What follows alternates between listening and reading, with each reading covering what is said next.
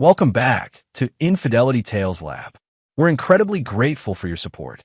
Before we begin today's tale, tell us, which city or country are you joining us from? We love connecting with our global audience. Now, let's dive into today's story. Chapter 1, Blind Trust. West and West Blackwood placed the last box on the kitchen counter of their new dream home, a craftsman-style masterpiece nestled in the prestigious Oak Ridge neighborhood. At 42, West had finally achieved what everyone called the American dream. A successful engineering firm specializing in disaster-resistant structures, a beautiful home, and 15 years of marriage to Adrian Blackwood, a striking and ambitious real estate developer. "Is that everything from the car?" Adrian asked, barely looking up from organizing wine glasses in the custom cabinet. Her dark hair was pulled back in a tight ponytail, accentuating her sharp cheekbones. "Last one," Wes confirmed, his broad shoulders relaxing as he surveyed the spacious kitchen with its gleaming surfaces and top-of-the-line appliances. This house represented everything they'd worked towards since their wedding day. West had met Adrian during a campus mixer at Northwestern University. He had been a scholarship student studying engineering while working nights as a security guard. Adrian came from money, but had ambition beyond her trust fund, pursuing business with a ruthlessness that both attracted and intimidated him. Their romance had been fast and intense. West proposed 6 months after their first date, much to the surprise of his blue-collar parents.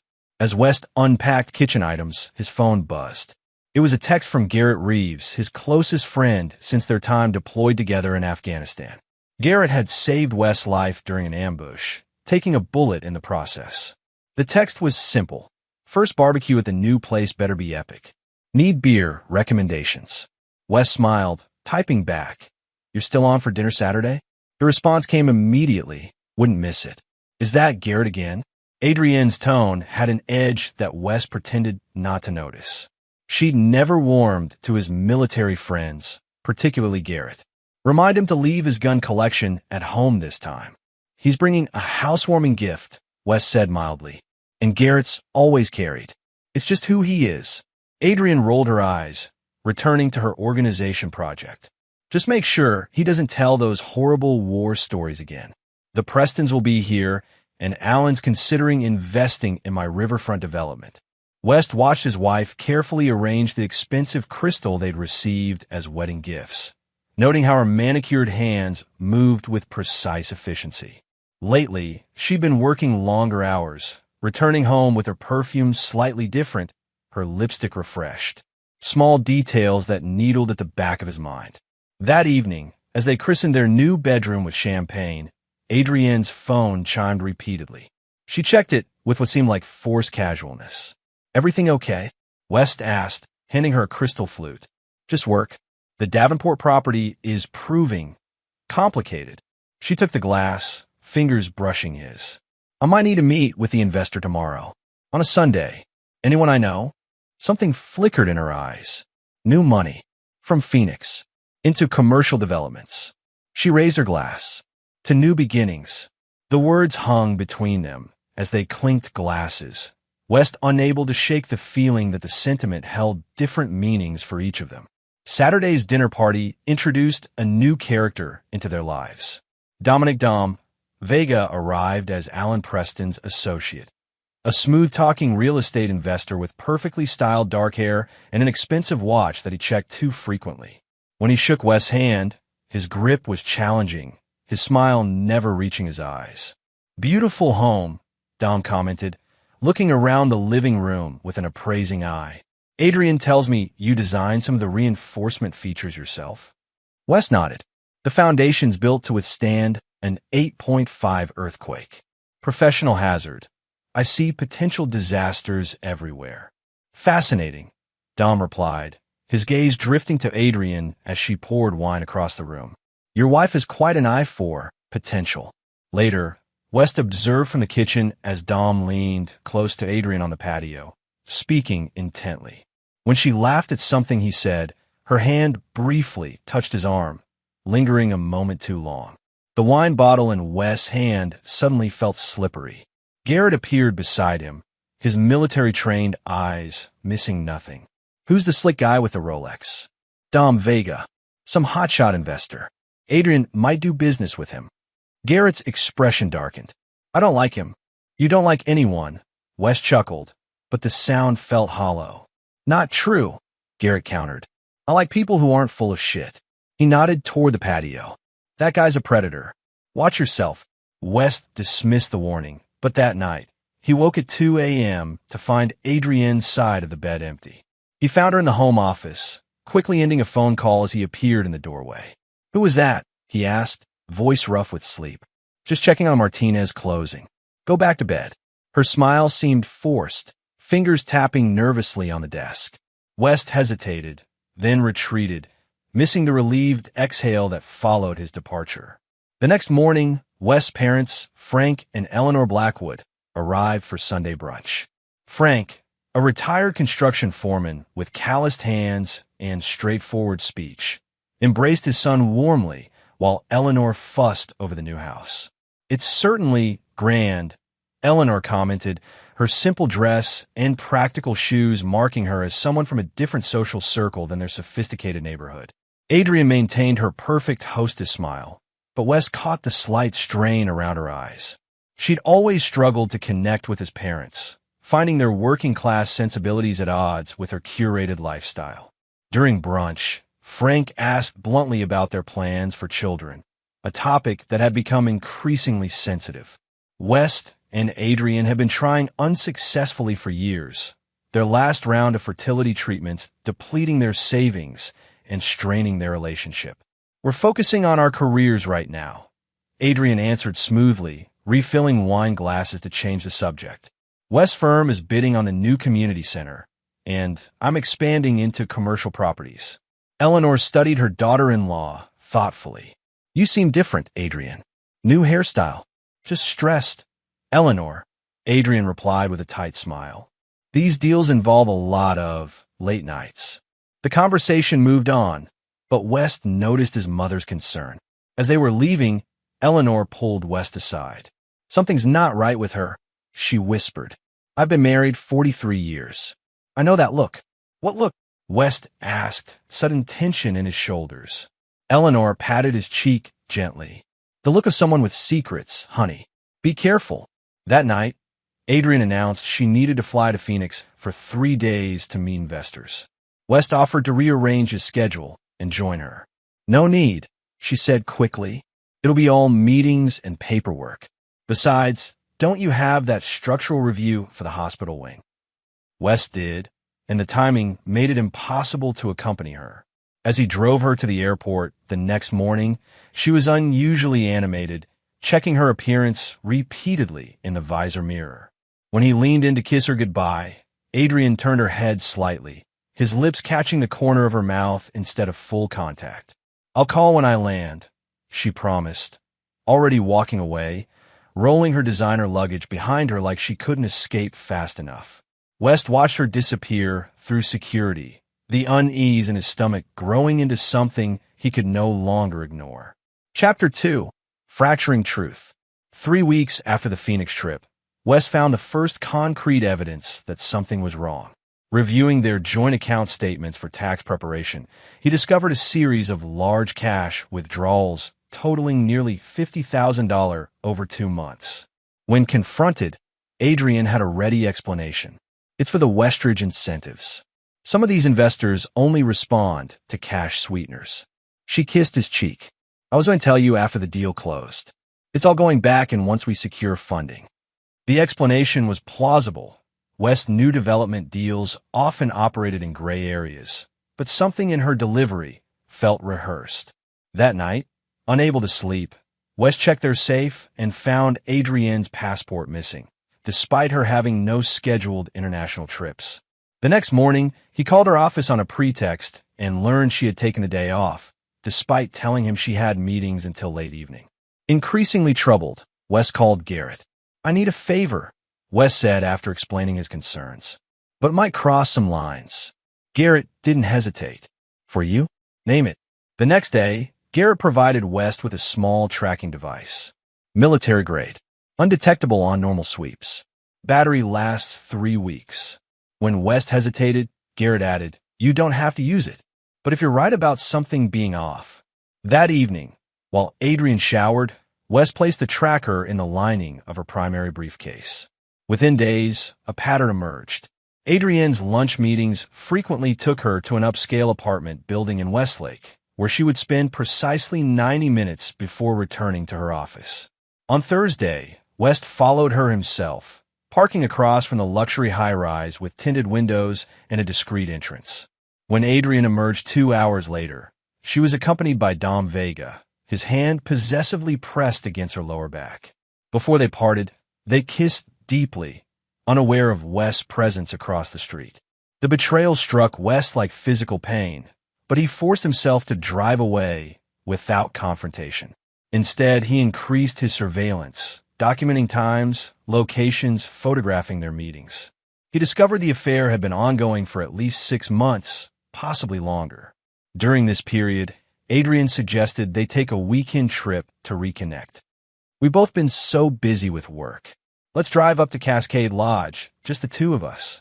Her sudden attention felt calculated now, her affection hollow. West agreed, playing along while secretly backing up his evidence to secure cloud storage and sharing access with Garrett as insurance. The night before their planned trip, while Adrian slept, West found a burner phone hidden in her gym bag. The messages between her and Dee painted a sickening picture. "Dee, is everything set for the weekend?" "Hey, yes. Mountain route, just as planned. No guardrails for half a mile along the ridge." "Dee, clean break? No connection to us?" "Hey, tragic accident. Grieving widow. He'll never see it coming." "Dee, after it's done, we'll have everything. His company, the insurance, all of it. Hey, and each other. No more hiding."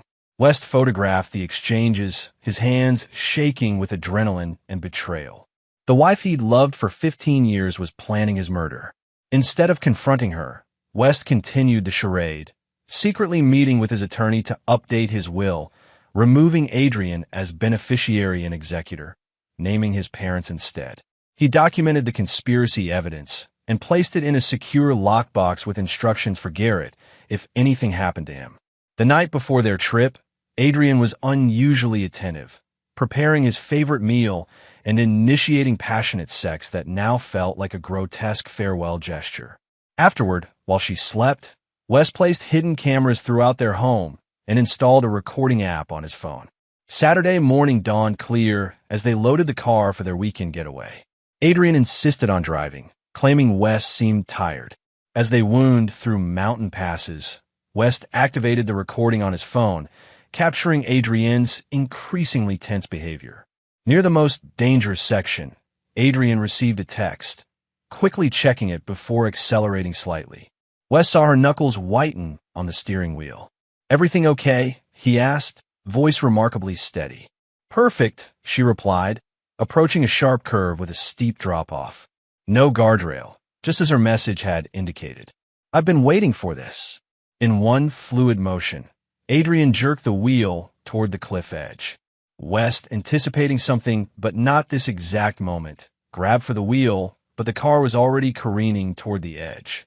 "I'm sorry it came to this," Adrian said with chilling calmness, releasing her seatbelt and reaching for the door handle as the car began to tip. West lunged across the console, grabbing her arm. "If I go, you go with me," he growled, fighting for control of the vehicle. The car smashed through underbrush, tires finding no purchase on the rocky slope. As they began to roll, Wes saw a flash of genuine fear in Adrienne's eyes before everything exploded into chaos. Shattering glass, screaming metal, and then darkness as the car tumbled down the mountainside. When emergency services arrived, they found Adrian with minor injuries, sobbing hysterically about losing control on the curve. West was unconscious, bloody, and barely breathing in the crushed passenger side. As paramedics worked frantically to stabilize him, no one noticed Adrienne's brief, satisfied glance at her husband's broken body before her tears resumed. Chapter 3. The Fall. Garrett Reeves stood by Wes' hospital bed, his military posture rigid with contained rage. 6 days had passed since the accident, and West remained in a deep coma, his body brutalized by the crash. Multiple fractures, internal bleeding, and severe head trauma had required emergency surgeries, with doctors offering guarded prognosis at best. Adrienne had performed the role of devastated wife flawlessly for the first 48 hours. Tearful bedside vigils, consulting with specialists, coordinating with insurance. But by day 3, her visits shortened dramatically, always coinciding with doctor rounds or nursing shift changes for maximum visibility. Today she hadn't appeared at all, leaving Garrett alone with the rhythmic beeping of machines keeping his friend alive. He watched West's bruised, swollen face, remembering the secure file link West had sent just 3 days before the crash with a cryptic message. Insurance, in case my mountain trip takes an unexpected turn. When Garrett accessed the files and saw the evidence West had gathered, his military training immediately kicked in: threat assessment, resource evaluation, strategic planning. He'd been documenting Adrienne's movements since the accident, noting her increasingly frequent meetings with Dom Vega and their poor attempts at discretion. The hospital room door opened, and Adrienne entered, startling slightly at Garrett's presence. "You're still here," she observed, arranging flowers she'd brought before perfunctorily touching West's unresponsive hand. "Always will be," Garrett replied, watching her closely. "Interesting how your grief never seems to smudge your makeup." Her eyes flashed dangerously. "Everyone processes trauma differently. I don't need your judgment on top of possibly losing my husband." "Possibly." Garrett noted the word choice. Adrienne's phone chimed, and she checked it automatically. Whatever she read changed her demeanor instantly. "I need to handle some insurance paperwork," she said, already moving toward the door. "The medical bills are mounting quickly." After she left, Garrett placed a small recording device beneath West's bed, another behind the wall-mounted television. Phase 1 of his counteroffensive was beginning. 2 days later, West's parents arrived from Pittsburgh, devastated by their son's condition. Frank Blackwood's weathered face seemed to age years as he stood vigil by West's bed, while Eleanor alternated between tearful prayer and fierce determination to see him recover. "The doctors are suggesting we prepare for the worst," Eleanor told Garrett quietly in the hallway. "But I know my son. He's always been a fighter." "That he has," Garrett agreed, his own eyes suspiciously bright. "And he's not fighting alone." Within days, Garrett witnessed the first truly reprehensible move. Adrienne brought paperwork for Frank and Eleanor to sign, an authorization to sell West half of their engineering firm to cover mounting medical expenses. His partner already agreed. Adrienne explained smoothly. "It's just a formality, since I have power of attorney." Frank hesitated, pen hovering over the document. "Shouldn't we wait?" West would want input on selling his life's work. Adrienne's sympathetic expression never reached her eyes. "The doctors have been clear about his chances, Frank. We need to be practical. The firm will lose value if we wait until after." "After what?" Eleanor demanded, her small frame straightening with maternal fury. "After my son dies? Is that what you're counting on?" "Of course not," Adrienne backtracked. "I just meant." "I know exactly what you meant," Eleanor snapped, snatching the papers. "We'll have our lawyer review these first." Adrienne's mask slipped momentarily, revealing irritation before she composed herself. "Of course. Take your time." Her tone suggested the opposite. The confrontation in the hospital room was only the beginning. Within weeks, Adrienne had listed their home for sale, claiming the memories would be too painful. She transferred funds from joint accounts into new ones solely in her name. West's vintage car collection, 3 classic American muscle cars he'd painstakingly restored, disappeared from their garage, reportedly sold to cover expenses. During a heated argument about these actions, Garrett's hidden devices captured Adrienne's most damning statement yet. When Eleanor questioned the necessity of selling their family home so quickly, Adrienne finally snapped. "He'll never wake up anyway," she shouted, frustration breaking through her carefully constructed facade. "The neurologists give him less than 5% chance of regaining consciousness. I'm trying to salvage what life I can from this tragedy." Eleanor's response was quiet but severe. "The only tragedy here is that my son ever trusted you." That evening, Garrett found Adrienne and Dom in the hospital parking garage, speaking in hushed tones. His parents are becoming a problem, Adrian was saying. They're blocking the property transfers. Dom touched her cheek in a possessive gesture. They're elderly and upset. They'll exhaust themselves eventually. His smile was predatory. We just need patience. Everything's proceeding as planned. Is it? She hissed. We're 3 months in, and he's still breathing. The doctors said the trauma should have been fatal. Perhaps we should consider helping nature along, Dom suggested quietly. Adrian hesitated only briefly. Let me think about our options. Garrett captured the entire exchange on video, adding it to his growing collection of evidence. The next day, he contacted an old military connection, Special Agent Vivian Holt, FBI Financial Crimes Division, a sharp-minded woman with an impressive conviction record. This goes beyond my usual cases, Holt noted after reviewing the preliminary evidence in a secure meeting room at the local FBI field office. But the interstate nature of the financial fraud, combined with the attempted murder angle, puts it in federal jurisdiction. How much more do you need? Garrett asked. Holt's expression was measured. Concrete evidence linking them both to the crash attempt. And we need to follow the money trail completely. These cases are won on paper trails, not just recorded conversations. I can get you inside their new apartment, Garrett offered. Security system schematics, entry protocols. Holt raised an eyebrow.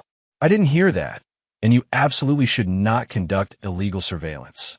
After a pause, she added more quietly, but hypothetically, documentation of their financial planning would be extremely valuable.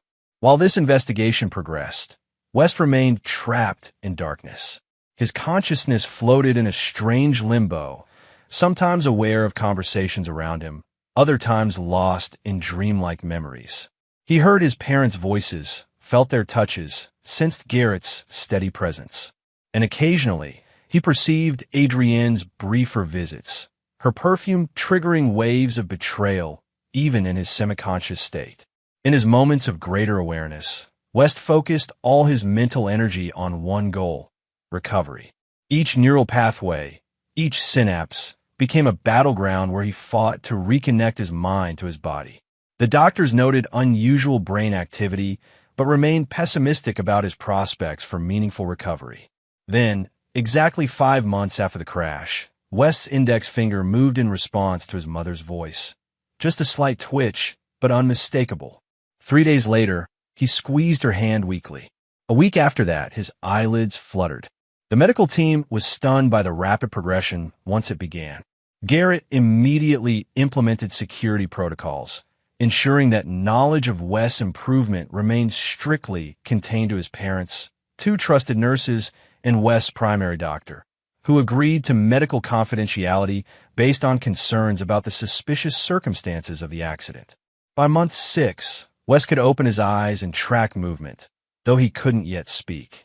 His first fully coherent communication came through a letterboard, laboriously spelling out 2 words to Garrett: tell everything. Garrett spent hours bringing West up to speed on Adrian and Dom's activities. The home sold for significantly below market value to a corporate entity they controlled.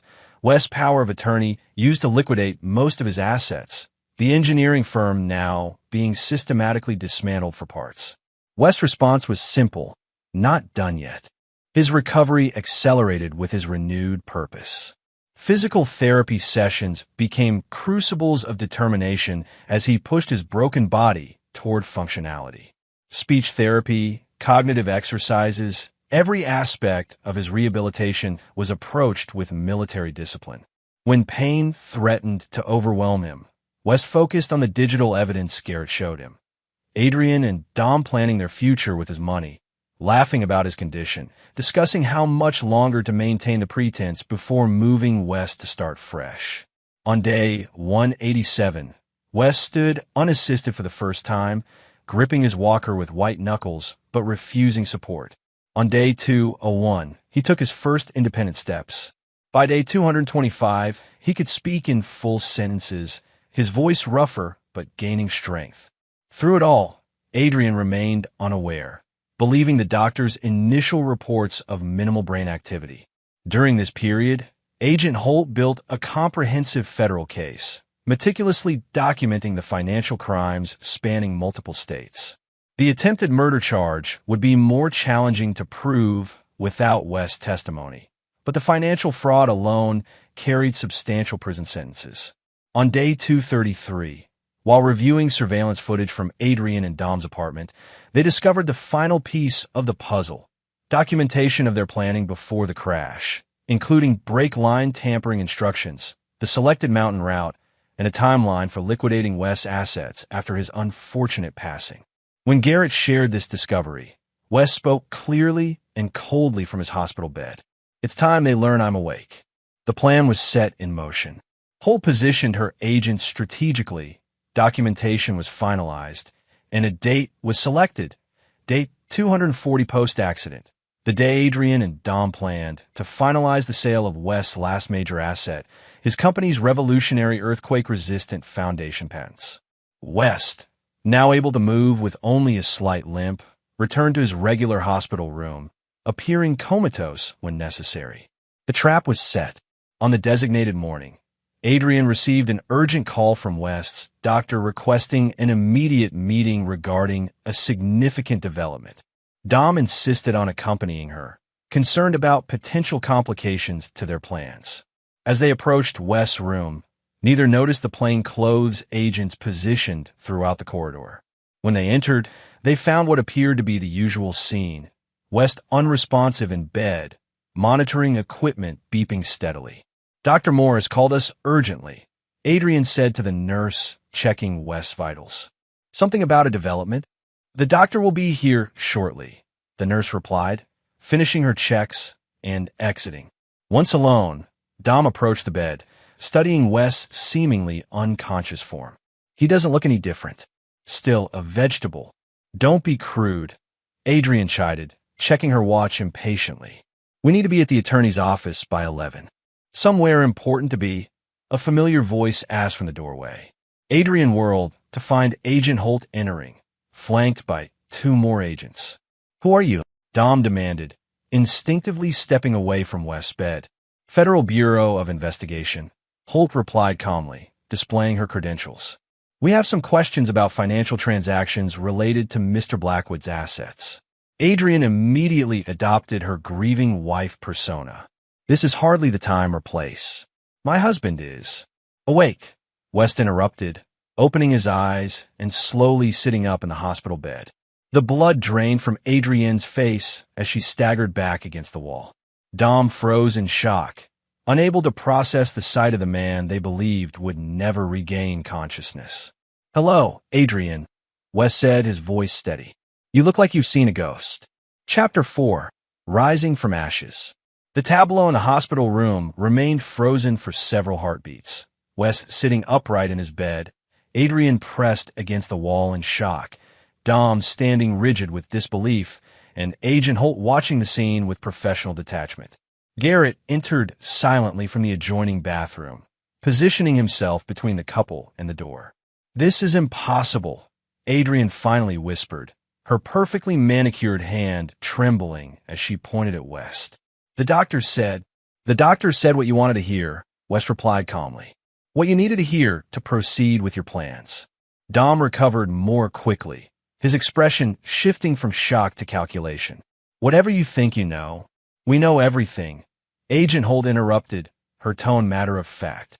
"The financial fraud across state lines, the unauthorized transfers, the shell companies." She paused deliberately. "The brake tampering, that's absurd," Dom scoffed, though his complexion had grown ashen. "This is clearly some sort of setup." West's laugh held no humor. "Setup? That's rich coming from a man who helped plan my tragic accident. Tell me, was it your idea to use the mountain route, or did Adrian suggest it?" Adrienne's shock was transforming into desperate calculation.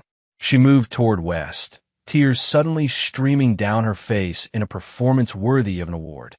"West, darling, you're confused. The head trauma." "Don't," West cut her off, his voice like steel. "I heard you, Adrian. During the coma, I heard you tell my parents I would never wake up. I heard you and Dom discussing how to help nature along if I survived too long." Agent Holt stepped forward, removing handcuffs from her jacket. "Adrian Blackwood, Dominic Vega, you're under arrest for wire fraud, conspiracy to commit murder, and attempted murder." As the agents began reading their rights, Dom made a desperate lunge toward the door, shoving Garrett aside. He managed 3 steps into the hallway before being tackled by waiting FBI personnel. Adrian remained frozen, staring at West with a mixture of hatred and disbelief. "You've ruined everything," she hissed as an agent secured her wrists behind her back. West held her gaze steadily. "No, Adrian, you did that yourself." As they were led away, Adrian looked back once. "How long?" she demanded. "How long have you been awake?" West's expression remained impassive. "Long enough." After they disappeared down the corridor, West exhaled deeply, his body sagging with the release of tension.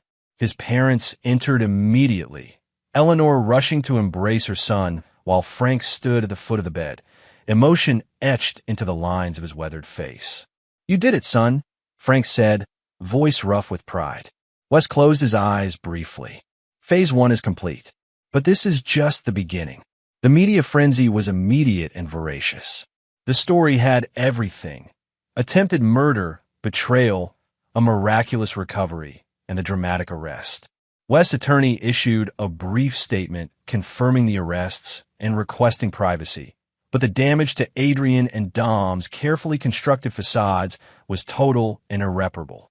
Within days, evidence of their financial crimes mounted as FBI forensic accountants traced the complex web of transactions designed to strip West of everything he'd built. The millions they diverted, the properties transferred through shell companies, the planned dismantling of his engineering firm, all documented in meticulous detail. Despite the overwhelming evidence, both Adrian and Dom made bail, their attorneys already constructing defenses claiming miscommunication and business disputes rather than criminal intent. The attempted murder charge would be more difficult to prove, they argued, without direct evidence of tampering with the vehicle. West, now officially discharged from the hospital, moved into Garrett's modest home to continue his recovery and rehabilitation. His own home was gone, sold to a corporate entity controlled by Dom's cousin. His office had been cleared out, patents in legal limbo, and bank accounts drained. "We'll recover everything," Garrett assured him during a particularly difficult physical therapy session. Holt's team is building an airtight case. West pushed through the pain of rehabilitating his damaged leg muscles. "The legal system isn't enough. They deserve more than prison time." "What are you thinking?" Garrett asked, recognizing the dangerous gleam in his friend's eyes. "Justice is about restoration," West replied, forcing his leg to complete another repetition. "I want everything back, and I want them to experience exactly what they tried to do to me." Over the following weeks, West focused on 3 parallel tracks: his physical recovery, assisting the FBI's case, and his own private investigation into Adrian and Dom's vulnerabilities.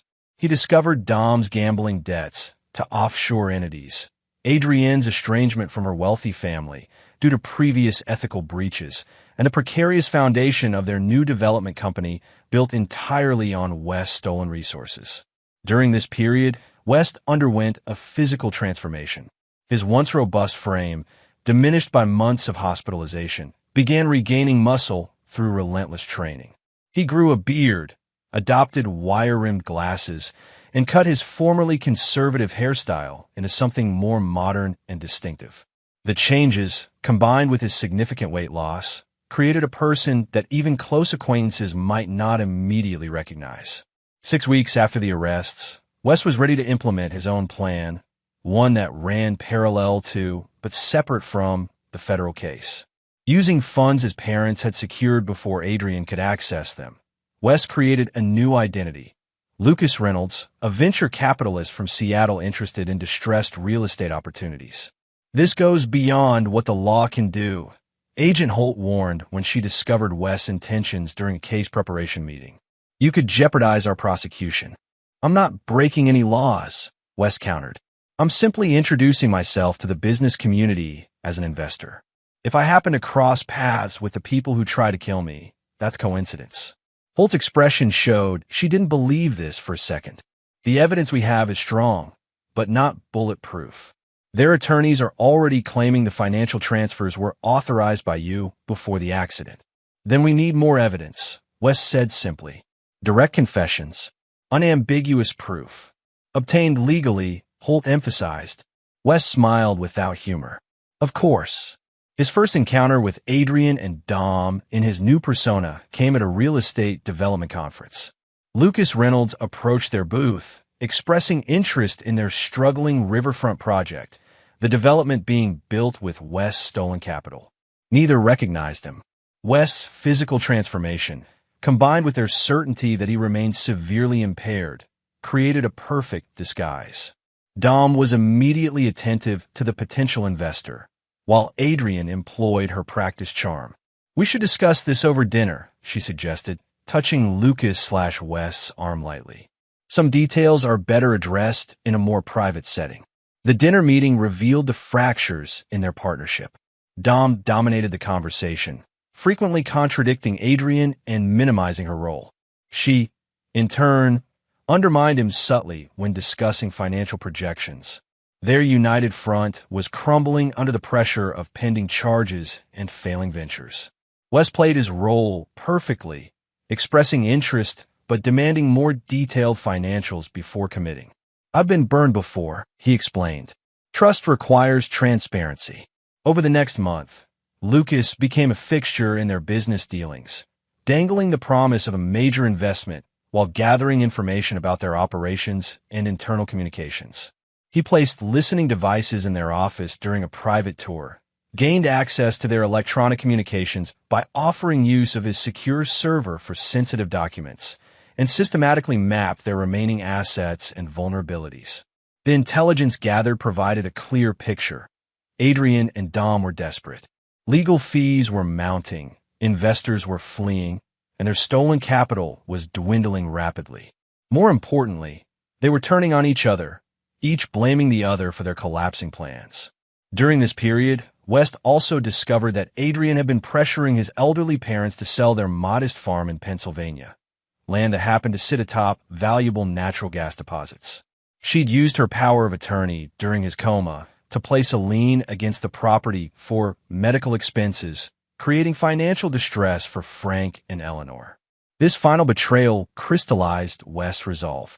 The plan he formulated was elegant in its simplicity.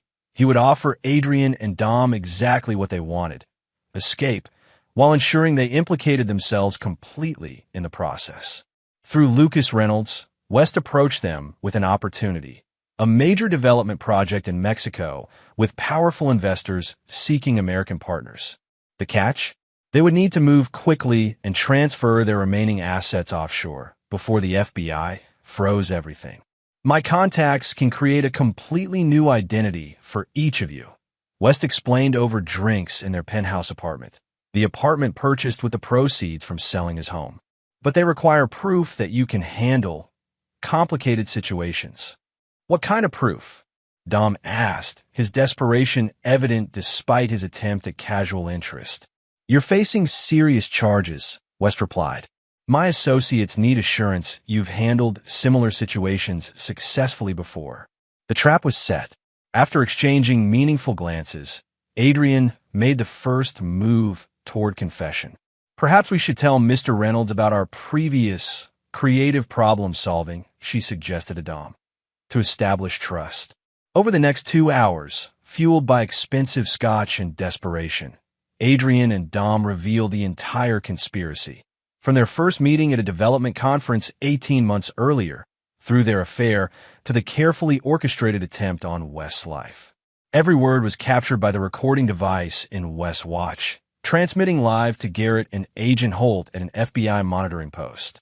The mountain road was the perfect spot, Adrian explained, her voice clinically detached as she described planning her husband's murder.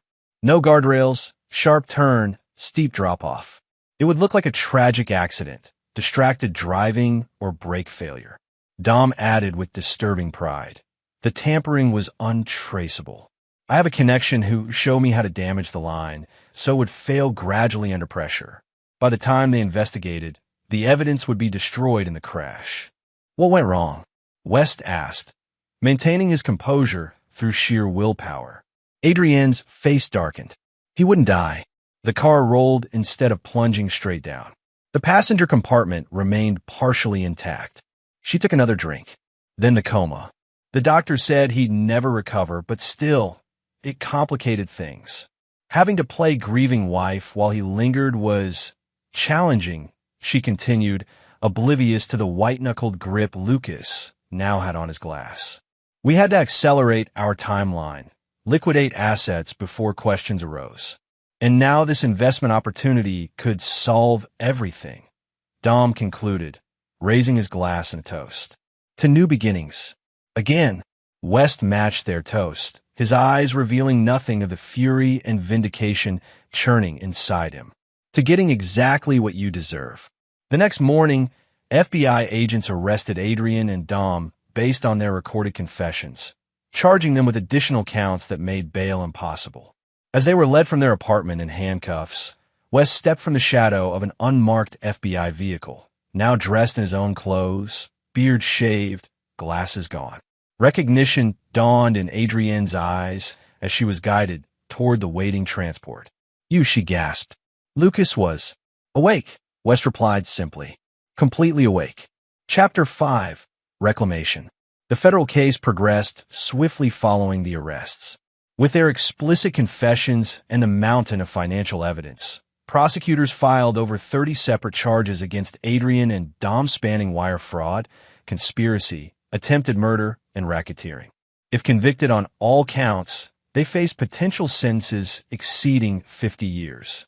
Despite this legal momentum, West faced the daunting task of rebuilding his shattered life.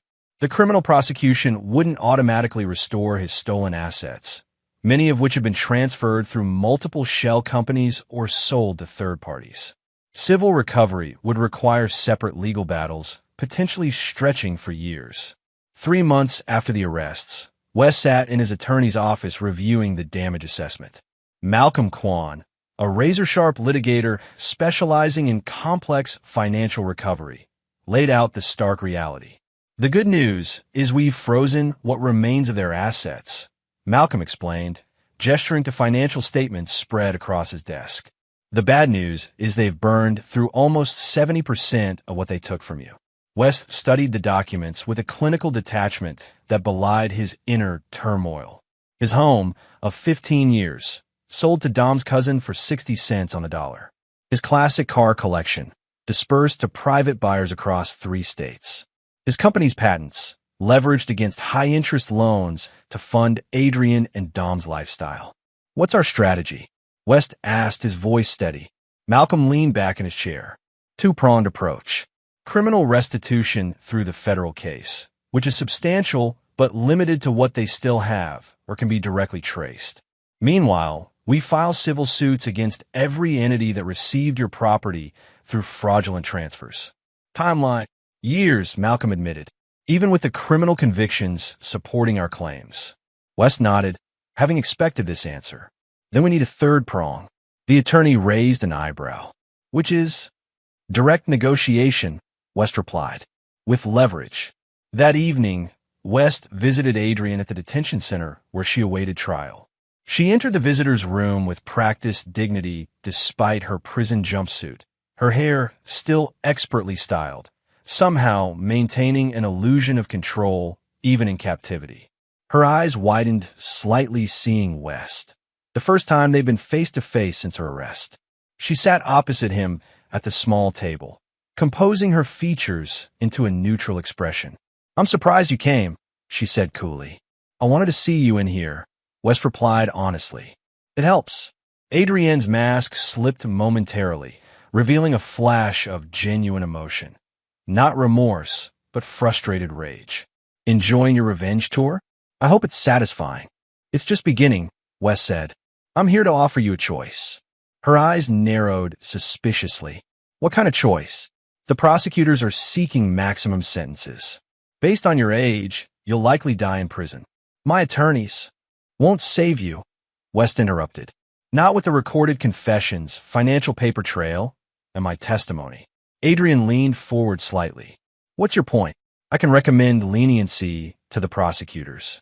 Perhaps reduce your sentence to 10 years instead of 50. Her laugh was brittle. Out of the goodness of your heart. After all this, in exchange for your cooperation in recovering my assets, West clarified. Sign the transfer documents my attorney has prepared, provide authentication for all offshore accounts, and publicly admit your guilt. Adrian studied him, calculating as always. And if I refuse, then I ensure the prosecutors seek every possible enhancement. You get nothing.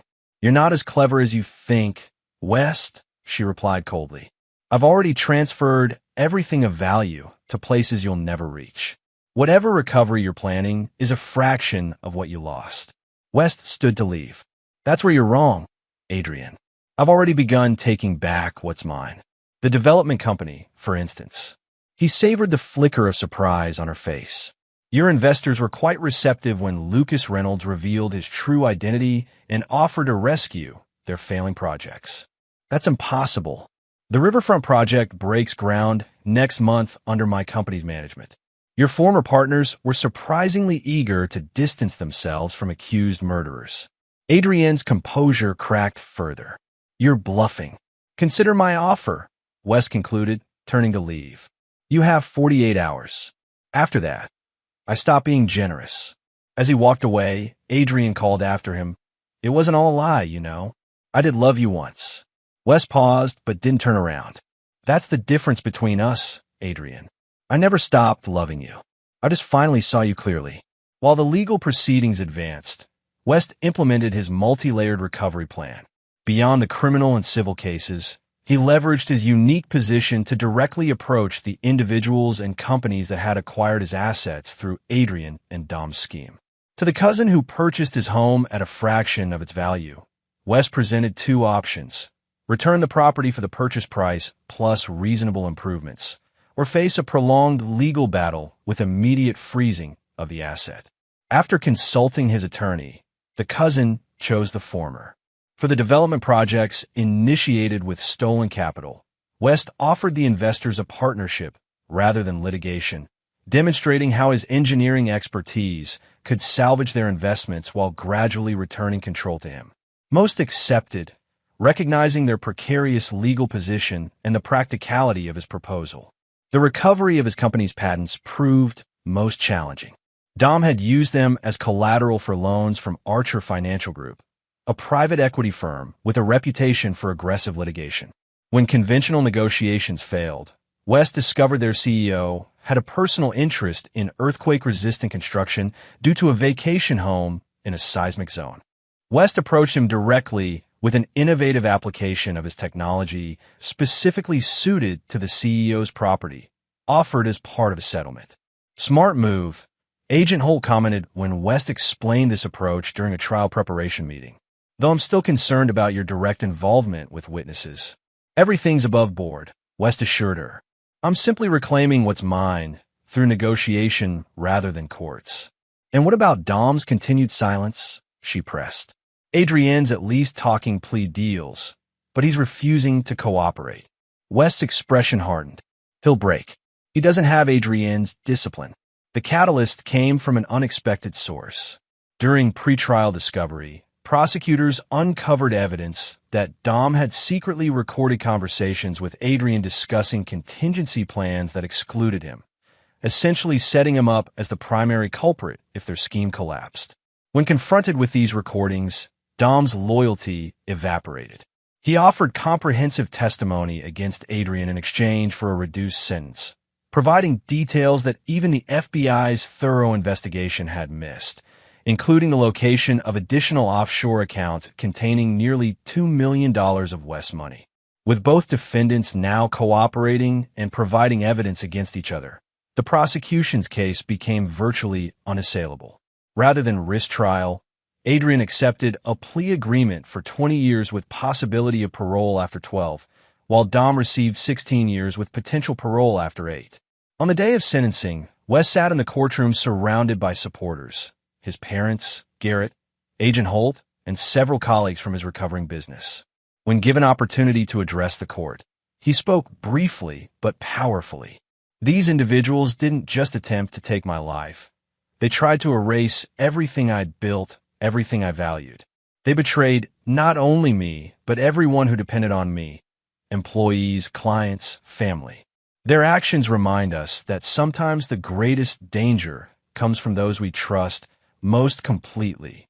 As Adrian was led away in handcuffs, she locked eyes with West one final time. In that moment, he saw something he never expected: a flicker of genuine remorse, quickly replaced by her practiced mask of indifference.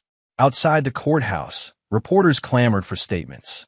West declined extensive comments, simply stating, "Today is about justice, not vengeance. Now I can focus on rebuilding." That rebuilding accelerated over the following months. West recovered approximately 60% of his financial assets through the combined criminal restitution, civil settlements, and direct negotiations. His home was restored to him, though he chose to sell it rather than live among memories of betrayal. His engineering firm, while diminished, secured several prestigious contracts that would eventually restore its industry position. Throughout this period, West maintained his rigorous physical rehabilitation, transforming his body from its post-coma weakness into something stronger than before. The physical discipline provided focus during the emotional turbulence of recovery, each milestone in strength matching a milestone in reclaiming his life. At Garrett's encouragement, West also began speaking to support groups for victims of intimate partner violence and financial exploitation, sharing his experience as both warning and inspiration. These sessions proved unexpectedly therapeutic, connecting him with others who understood the unique trauma of betrayal by those closest to them. 9 months after the sentencing, West visited his parents' farm in Pennsylvania, now secure from Adrienne's attempts to force its sale. As he helped his father repair the barn roof, Frank broached a subject they'd carefully avoided. "You've done remarkable things, son. Recovered almost everything." "Not everything," West acknowledged, driving a nail with perhaps more force than necessary. Frank paused his work, wiping sweat from his brow. "You haven't talked about what comes next." After the recovery, West continued working, avoiding his father's gaze. "There's still more to do." "There always will be," Frank said gently. "But at some point, you need to decide if you're living or just surviving." That evening, sitting on the farmhouse porch with his parents, West found himself describing a new architectural concept he'd been developing. Homes designed specifically for rehabilitation patients, incorporating innovative features to support recovery while maintaining aesthetic appeal. "I've been thinking about land near the rehabilitation center," he explained, animation entering his voice for the first time in months. "Creating a small community for people transitioning from hospital to independent living." Eleanor exchanged a meaningful glance with Frank before asking, "When would you start?" West hesitated, then smiled slightly. "I already have preliminary drawings." As he unfurled the blueprints, explaining his vision with growing enthusiasm, West felt something shift inside him. Not forgiveness or forgetting, but the first tentative steps toward a future defined by creation rather than recovery, by possibility rather than loss. Later that night, reviewing case updates from Malcolm, West discovered that Adrian had begun addiction counseling in prison, seemingly confronting the choices that had led to her downfall. The information triggered complex emotions, not sympathy exactly, but acknowledgement of the human tragedy underlying the criminal acts. He closed the file and instead opened his design software, losing himself in the work of creation until dawn broke over the farm. When Eleanor found him asleep at the table, surrounded by drawings and calculations, she covered him with a blanket without waking him, recognizing that her son was, finally, building something new. Chapter 6: Foundations. 14 months after Adrian and Dom began serving their sentences, West stood on a windswept plot of land overlooking Madrona Bay, watching as surveyors marked boundaries for what would become Restoration Point, his innovative residential community for rehabilitation patients. Beside him, Dr. Lillian Park, the neurologist who had overseen his recovery, reviewed the architectural renderings with professional interest. "The adaptive features are remarkable," she noted, scrolling through detailed plans on a tablet, particularly the transition elements that can be modified as patients regain function. West nodded, pointing toward the southern edge of the property. Each residence will have 3 configuration stages: full support, partial assistance, and independent living. Patients won't need to relocate as they recover. Their homes evolve with them. Revolutionary, Dr. Park stated simply. How soon can you break ground? Final permits should arrive next week. Construction begins immediately after. As they discussed implementation details, West's phone buzzed with a notification from Malcolm Kwan. The message was brief but significant. Judge-approved final asset recovery. Offshore account transfers complete. Recovery phase officially concluded. West pocketed the phone without commenting, but felt a weight lift that he hadn't realized he still carried. The legal battles that had consumed much of his focus for nearly 2 years were finally complete. The financial recovery wasn't total. Some assets had been irretrievably lost in Adrian and Dom's spending spree, but it was substantial enough to fund both his rebuilt business and this new venture. Everything all right? Dr. Park asked, noting his momentary distraction. Perfect timing, actually, West replied.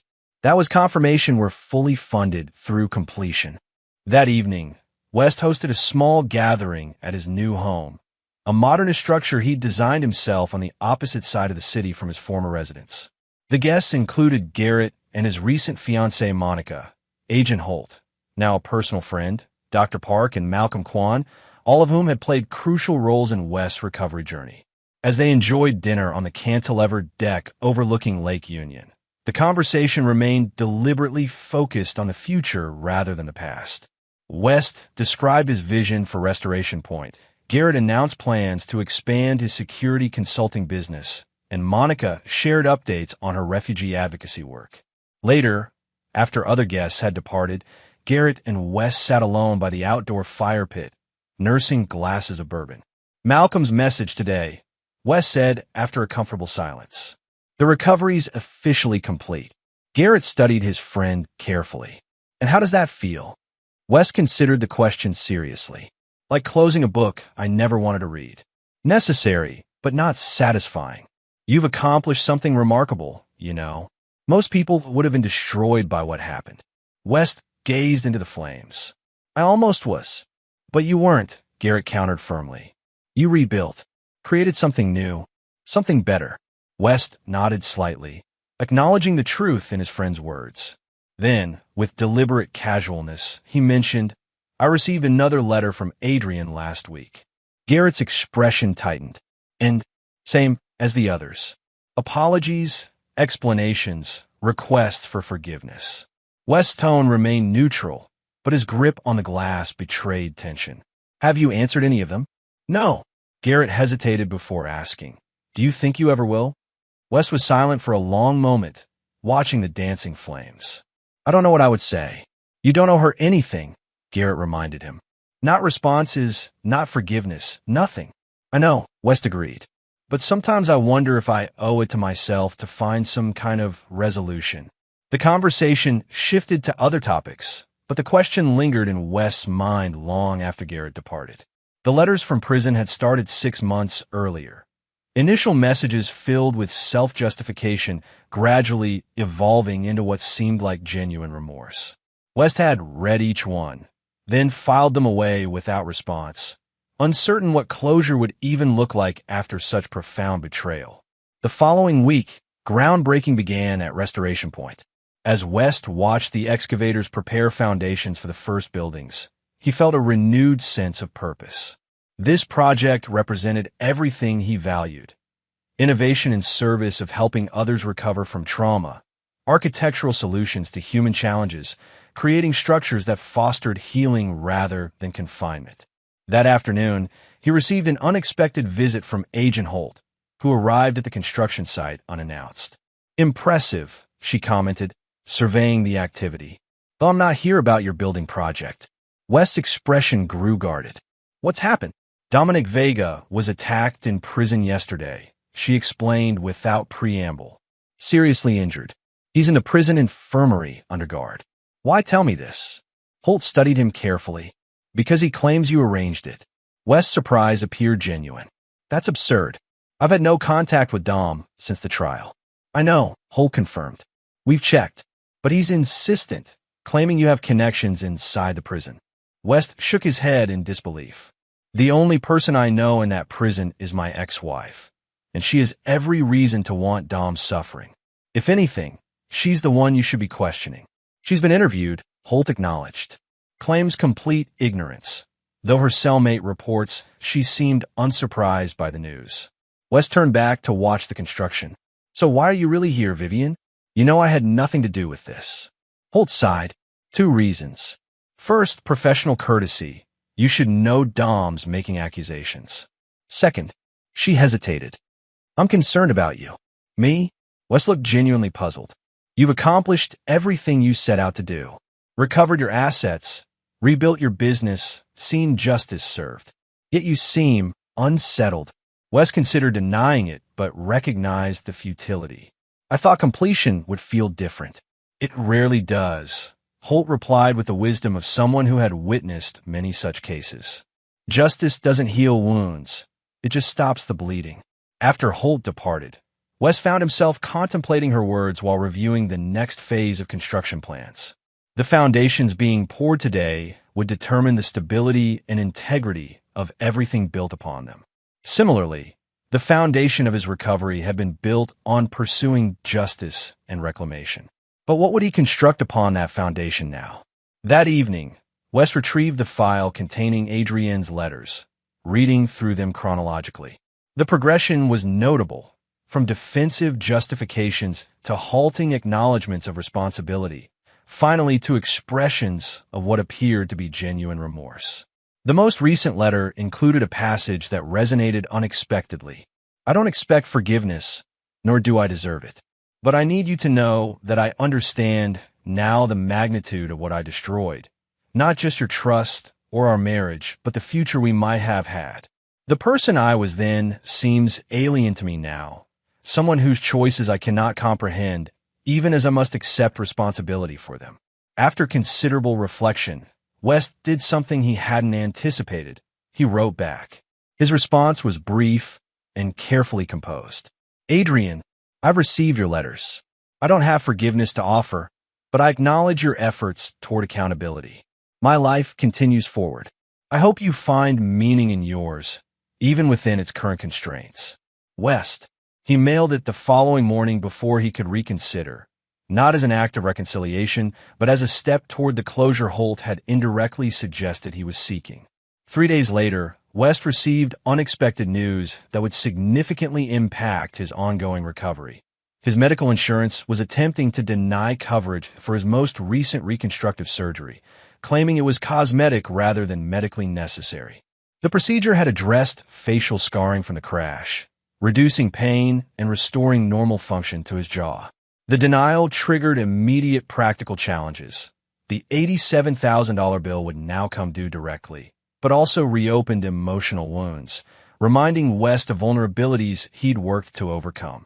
Battling insurance bureaucracy while managing his expanding business and overseeing restoration points stretched his still-recovering capabilities. During this period, West's friendship with Dr. Park evolved beyond professional consultations into a tentative personal connection. Lillian, as she asked him to call her outside of medical settings, shared his passion for innovative design and his commitment to improving rehabilitation outcomes. Their collaboration on Restoration Point naturally extended into dinners discussing implementation details, which gradually shifted to broader conversations about their lives and experiences. At 52, Lillian was a decade older than West, divorced for 15 years with 2 adult children pursuing careers across the country. Her direct manner and emotional intelligence provided a refreshing counterpoint to West's occasionally too analytical approach to relationships. "You're overthinking the insurance appeal," she told him bluntly during dinner at her Craftsman bungalow. "This isn't a complex negotiation. It's a bureaucratic error. The surgical notes clearly establish medical necessity." West smiled ruefully. "I've spent so long fighting complicated battles that I sometimes miss the simple solutions." "Understandable," Lillian acknowledged, refilling their wine glasses. "But recovery isn't just about regaining what was lost. It's about adapting how you approach new challenges." Her insight proved correct. When West refocused his insurance appeal on the straightforward medical evidence rather than complex legal arguments, the denial was reversed within weeks. This period also brought renewed contact with his former colleagues and employees. As West's engineering firm regained industry standing, several key team members who had departed during Adrienne's dismantling of the company expressed interest in returning. These reunions proved surprisingly emotional, each representing another strand rewoven into the fabric of his professional identity. Construction at Restoration Point progressed rapidly, the innovative designs attracting attention from medical communities nationwide. 6 months into development, West received an invitation to present the concept at a major healthcare architecture conference in Chicago. The presentation was a professional triumph, generating interest from potential partners and investors. However, the true significance of the trip came afterwards, when West visited the rehabilitation center where he had spent weeks relearning basic functions after emerging from his coma. Walking through those hallways, now as a successful architect rather than a broken patient, provided a profound perspective shift. West realized how completely his identity had transformed since those darkest days. He was no longer defined by what had been done to him, but by what he had created from the aftermath. This realization catalyzed a decision he'd been contemplating for months. Upon returning home, West filed paperwork to legally change his name from Weston Blackwood to West Blackwood, formally adopting the shortened version he'd always used casually.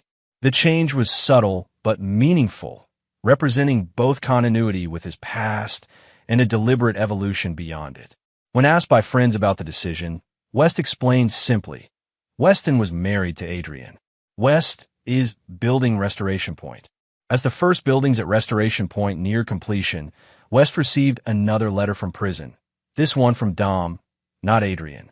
Unlike her missives of remorse, Dom's letter contained only accusations and threats, blaming West for his prison assault and promising retribution upon release.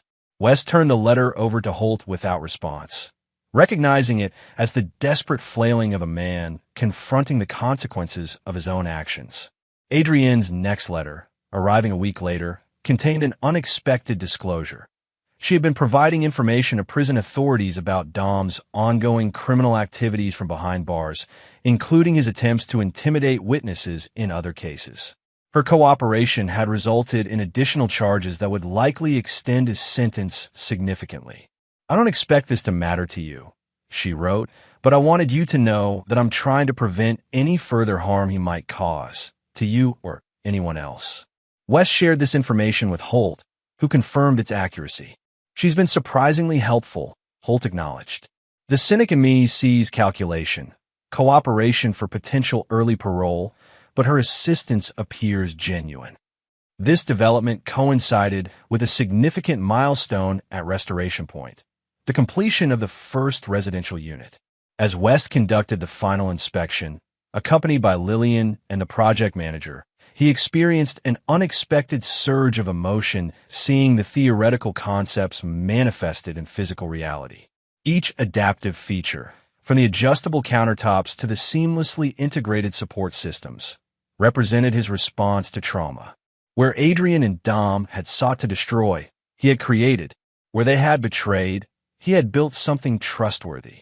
That evening, West hosted a small gathering at the completed unit, inviting the core team who had brought Restoration Point from concept to reality. As they celebrated with champagne in the innovative space, Garrett raised a toast to foundations strong enough to build a future on. The words resonated deeply with West as he looked around at what he'd created. Not just the physical structure, but the network of relationships and purpose he'd constructed from the wreckage of betrayal. Later, as guests departed, Lillian remained behind, helping West gather empty glasses. Their movements in the kitchen space had developed an easy synchronicity over months of collaboration. You seem different tonight, she observed. More present. West considered this. I think I finally understand something I've been struggling with. For the longest time, I've been rebuilding what was destroyed. My business, my finances, my physical health. But Restoration Point isn't about rebuilding. It's about creating something entirely new. Lillian nodded. From trauma to innovation. It's a powerful journey. Not one I would have chosen, West acknowledged. But I'm starting to appreciate where it's led. Their conversation continued on the terrace overlooking the bay, the evening stretching into comfortable dialogue about future phases of the project, potential applications of the adaptive design principles, and eventually more personal reflections on their individual paths to this moment. When Lillian finally prepared to leave, she paused at the door. The first patients arrive next month. Are you ready? Wes smiled, a genuine expression that reached his eyes fully for perhaps the first time since his awakening. I think I finally am. Chapter 7. Echoes and Aftershocks. On a crisp October morning, exactly 3 years after the crash that was meant to end his life, Wes stood on the central plaza of the completed Restoration Point campus, watching as the first residents moved into their adaptive homes. The moment represented both culmination and beginning, the realization of his vision and the start of its actual purpose. Morgan Chun, a 34-year-old former professional dancer recovering from a spinal injury, wheeled herself along the gently sloping path toward Unit 7, accompanied by her wife and their young daughter. West had designed this particular unit with feedback from Morgan during her rehabilitation, incorporating specific features to support her professional background while accommodating her current limitations. It's exactly as we discussed. Morgan marveled as she explored the space, testing the adjustable features. The dance studio space. I never thought I'd have something like this again. West observed quietly from the doorway, sensing the significance of the moment for her family. This was why he had created Restoration Point, not merely as his personal recovery project, but as a genuine solution for others navigating their own rebuilding processes. Similar scenes unfolded across the campus as 7 initial residents took possession of their new homes. Each unit, while sharing core adaptive principles, had been customized to address specific recovery needs, from traumatic brain injuries to combat wounds to stroke rehabilitation. That evening, West hosted a welcome reception in the community center, where residents and their families mingled with the design team, medical advisors, and key investors. The atmosphere was celebratory but purposeful, focused on the community's mission rather than its architectural achievements. Lillian Park, now officially the medical director for Restoration Point, joined West as he surveyed the gathering. Their professional collaboration had gradually evolved into a more personal relationship, characterized by mutual respect and deepening affection. You've created something extraordinary, she observed, watching Morgan demonstrate to other residents how her kitchen counters could be adjusted as her standing tolerance improved. We created it, Wes corrected gently. Your insights shaped every medical aspect of the design. Lillian smiled, accepting the acknowledgement. True partnership, something neither of us expected to find at this stage of life. Their quiet moment was interrupted by Wes' phone buzzing with a notification. He checked it quickly, his expression shifting subtly. Everything all right? Lillian asked. Just an update from Malcolm, Wes replied, returning the phone to his pocket. Nothing urgent. Later that night, after the reception concluded, Wes sat alone in his office reviewing the message more carefully. Malcolm had forwarded a court notification. Adrian had a parole hearing scheduled in 3 months, having served 4 years of her 20-year sentence. Her eligibility for early consideration stemmed from a combination of factors: exemplary behavior, extensive cooperation with authorities on other cases, completion of multiple rehabilitation programs, and significant restitution payment from her personal assets discovered during the continued financial investigation. The notification included a standard invitation for the victim to provide a statement at the hearing, either in person or in writing. Wes stared at this portion of the document for a long time, uncertain how to respond. The milestone he'd celebrated today, the completion and opening of Restoration Point, had felt like the closing of a chapter, a final transition from recovery to new creation. The parole notification threatened to reopen wounds he'd worked diligently to heal. West was still contemplating this development the following afternoon when he received an unexpected visitor at his on-site office. Agent Vivian Holt, now promoted to supervisory status within the FBI's Financial Crimes Division, arrived unannounced, her expression serious. "This is a professional visit," she clarified after brief greetings. "There's a situation you need to be aware of." West led her to his private office, concern evident in his posture. "Related to Adrienne's parole hearing?" Holt raised an eyebrow. "You've been notified already?" "My attorney forwarded the court documents yesterday," West confirmed. "Is there a problem with the hearing?" "Not exactly," Holt replied, selecting her words carefully. "It's about Dominic Vega. He's been continuing criminal activities from prison, primarily through an associate on the outside, his cousin Jeffrey Vega, the same one who briefly owned your former house." West leaned forward, immediately alert. "What kind of activities?" "Initially, witness intimidation related to his own case. But recently, our intelligence suggests something more concerning." Holt met his gaze directly. "We have credible information that he's arranged for someone to intercept Adrienne when she's released. He blames her cooperation for the additional charges he's facing." "Intercept," West repeated flatly. "You mean kill?" Holt nodded grimly. "That's our assessment, yes." "Have you informed prison authorities?" Adrienne's attorney. "We've notified all appropriate parties and increased monitoring of Dom's communications. But Jeffrey has gone off-grid, which concerns us. He has a history of violence and a documented vendetta against both Adrienne and you." West processed this information, his architect's mind automatically constructing scenarios and contingencies. "What do you need from me?" "Primarily, awareness. Increase your security protocols. Jeffrey may target you as well, either as a path to Adrienne or as a separate vengeance objective."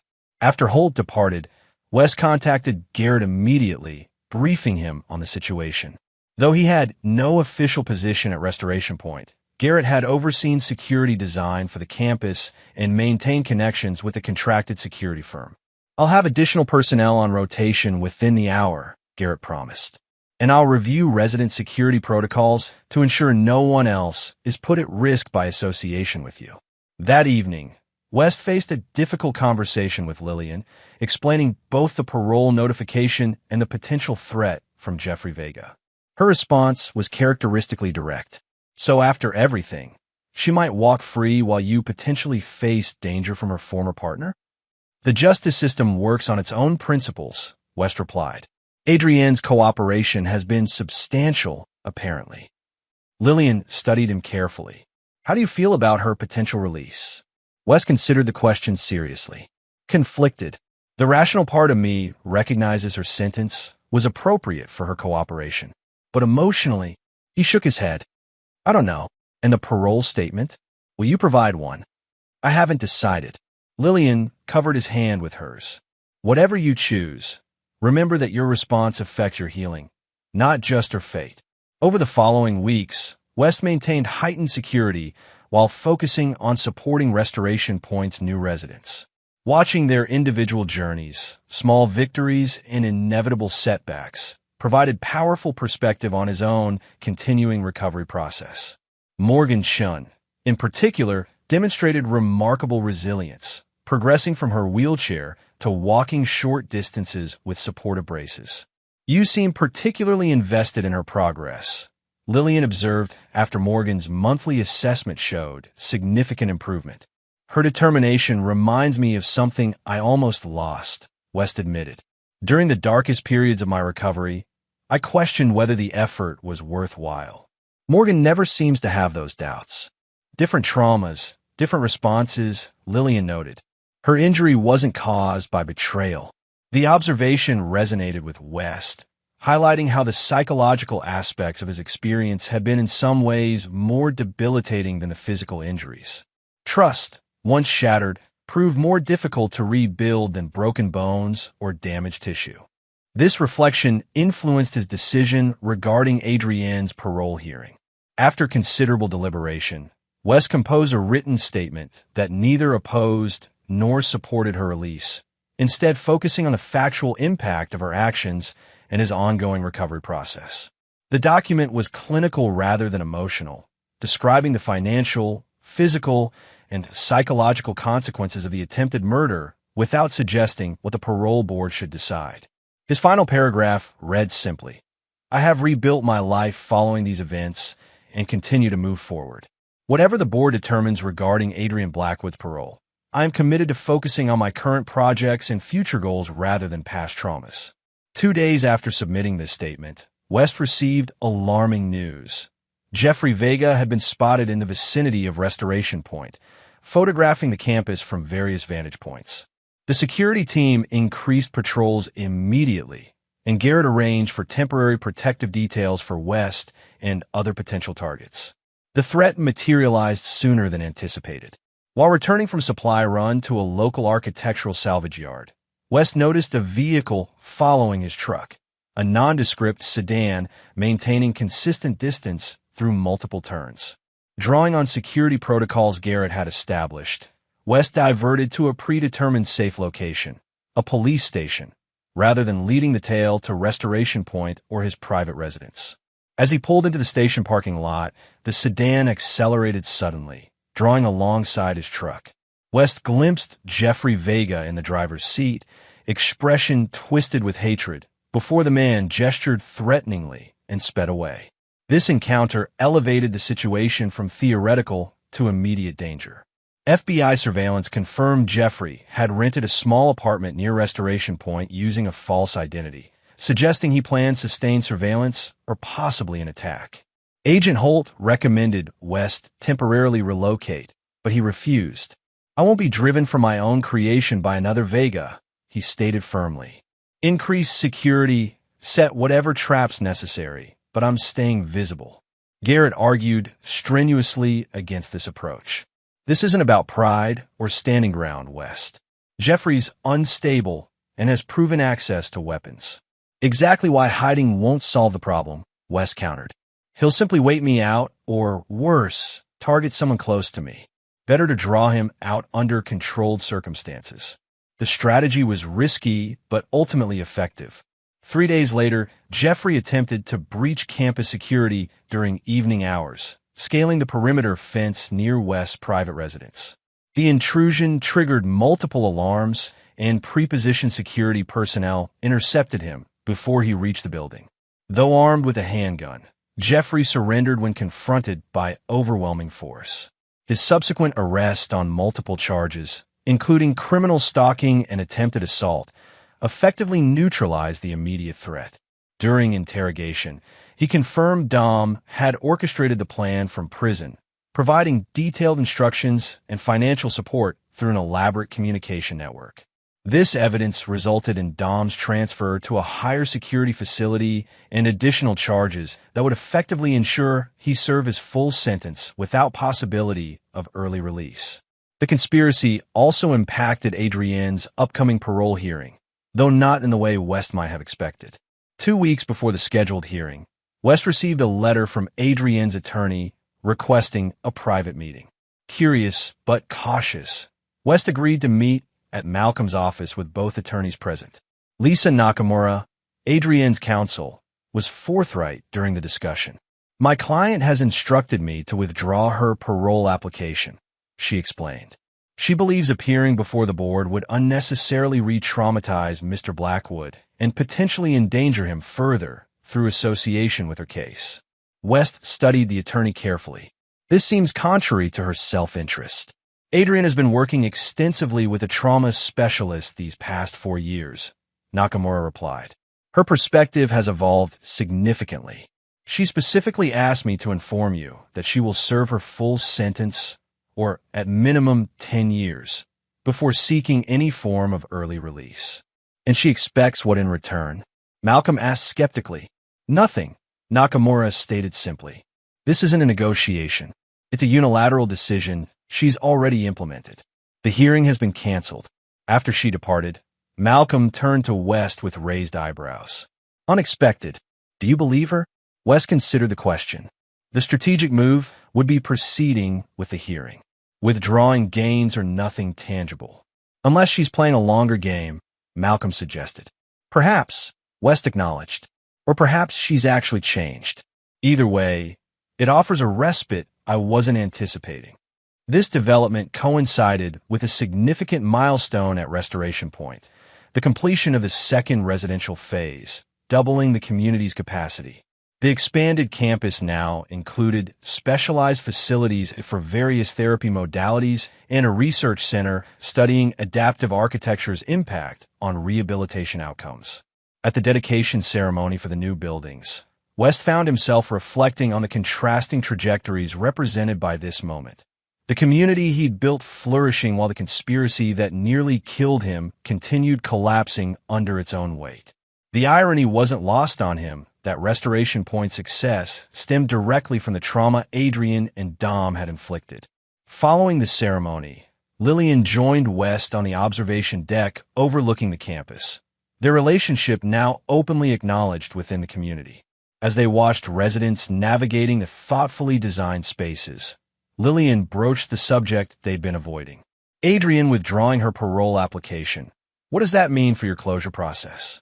Wes considered this carefully. I've been asking myself the same question. For years, I measured recovery through tangible metrics: physical healing, financial restoration, professional rebuilding. But the emotional aspects have been more elusive. And now, I think I've been waiting for some definitive moment of resolution that may never come, West admitted. Maybe genuine recovery isn't about perfect closure, but about building something meaningful despite the open questions. Lillian nodded thoughtfully. The residents here would certainly understand that perspective. Most will never return to their pre-injury states, but they're creating fulfilling lives within new parameters.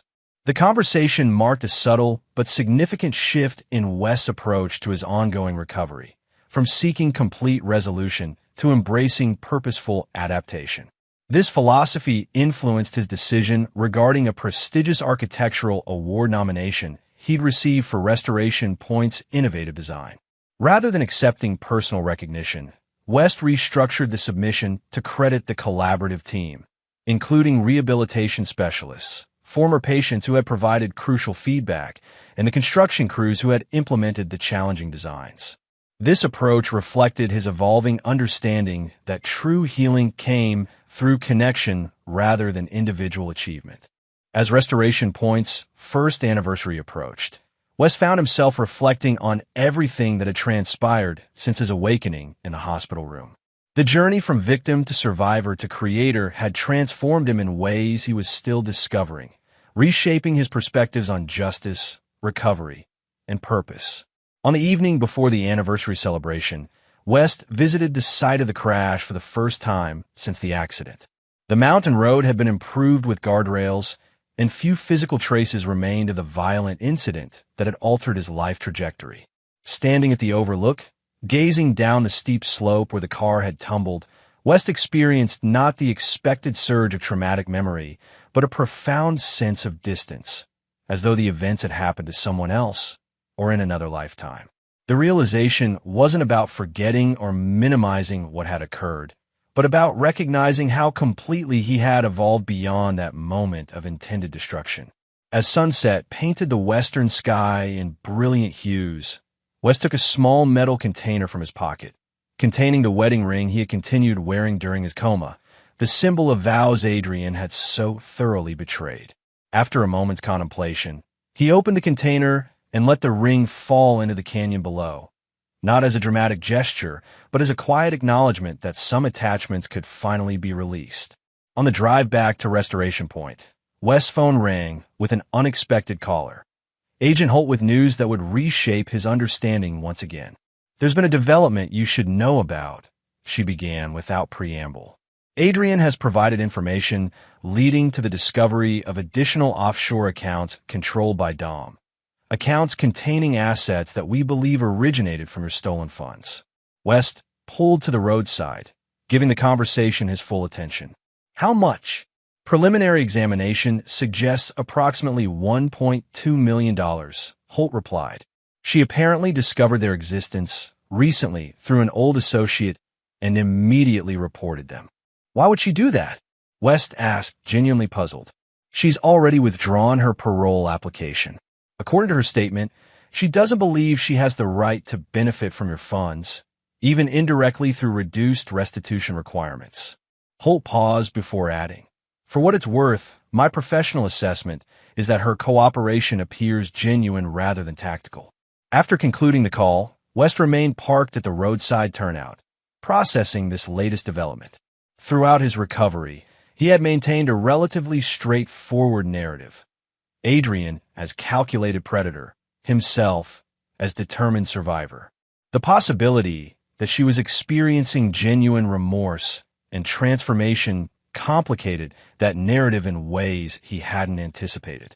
As he finally continued toward Restoration Point, West realized that accepting this complexity represented its own form of growth, moving beyond the binary thinking of trauma to recognize that even the most damaged relationships contain multidimensional truths. The anniversary celebration the following day brought together residents, staff, medical partners, and supporters to commemorate Restoration Point's first year of operation. The event featured presentations highlighting resident achievements, research findings on adaptive architecture's effectiveness, and plans for future expansion. During his remarks, West spoke not about his personal journey, but about the collective wisdom he'd gained from the community's experiences. Restoration isn't about returning to what was, he observed, looking across the gathered faces. It's about creating what can be. Each of you has taught me that recovery isn't a destination, but a continuing process of adaptation, innovation, and growth. As applause rippled through the audience, West felt a sense of completion different from what he had originally sought. Not the neat closure of justice served or assets recovered, but the deeper satisfaction of purpose discovered through adversity. Adrian and Dom had tried to destroy his life, but in surviving their betrayal, he had discovered a more meaningful version of living than he might otherwise have found. Later that evening, as residents and guests continued celebrating, Lillian found West sitting quietly on a bench overlooking the illuminated campus. "You seem contemplative," she observed, joining him. "Having second thoughts about all this?" West smiled, taking her hand. "The opposite. I'm thinking about possibility." "In what sense?" "For years, I've defined myself in relation to what happened. The man who survived betrayal, who rebuilt after destruction. It was necessary, but limiting." Lillian nodded, understanding. "And now I'm ready to be defined by what comes next, whatever that may be." As they sat together watching the community they'd helped create, West felt the final pieces of his recovery falling into place. Not through forgetting the past, but through choosing to orient himself toward the future. Adrian and Dom had tried to write his ending, but he had claimed the authorship of his own story, creating chapters they could never have imagined. The lights of Restoration Point glowed against the darkness, a physical manifestation of the principle that had ultimately guided him through his darkest moments. That from destruction, with sufficient courage and vision, one could build something even stronger than what was lost. Chapter 8. Reconciliation. Spring arrived at Restoration Point with characteristic Pacific Northwest ambivalence. Brilliant sunshine interspersed with cleansing rains, mirroring the complex emotional landscape West had been navigating.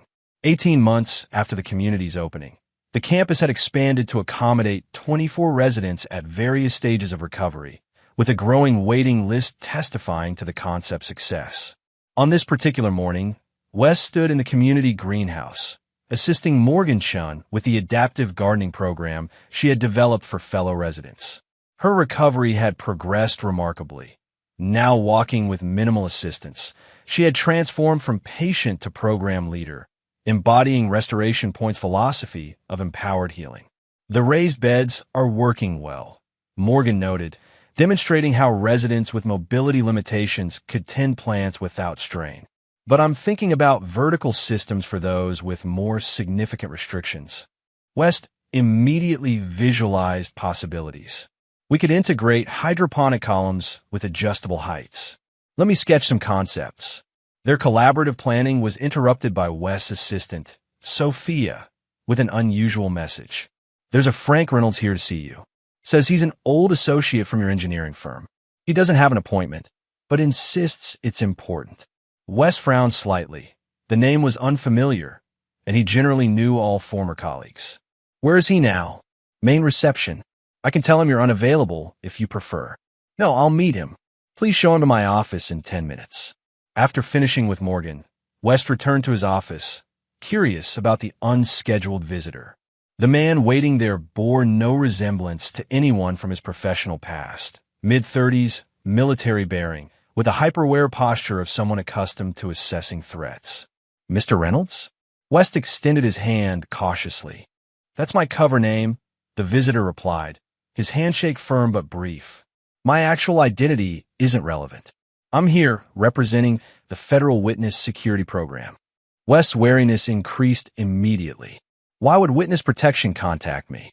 The man produced credentials confirming his affiliation. I'm authorized to deliver information regarding Adrian Blackwood.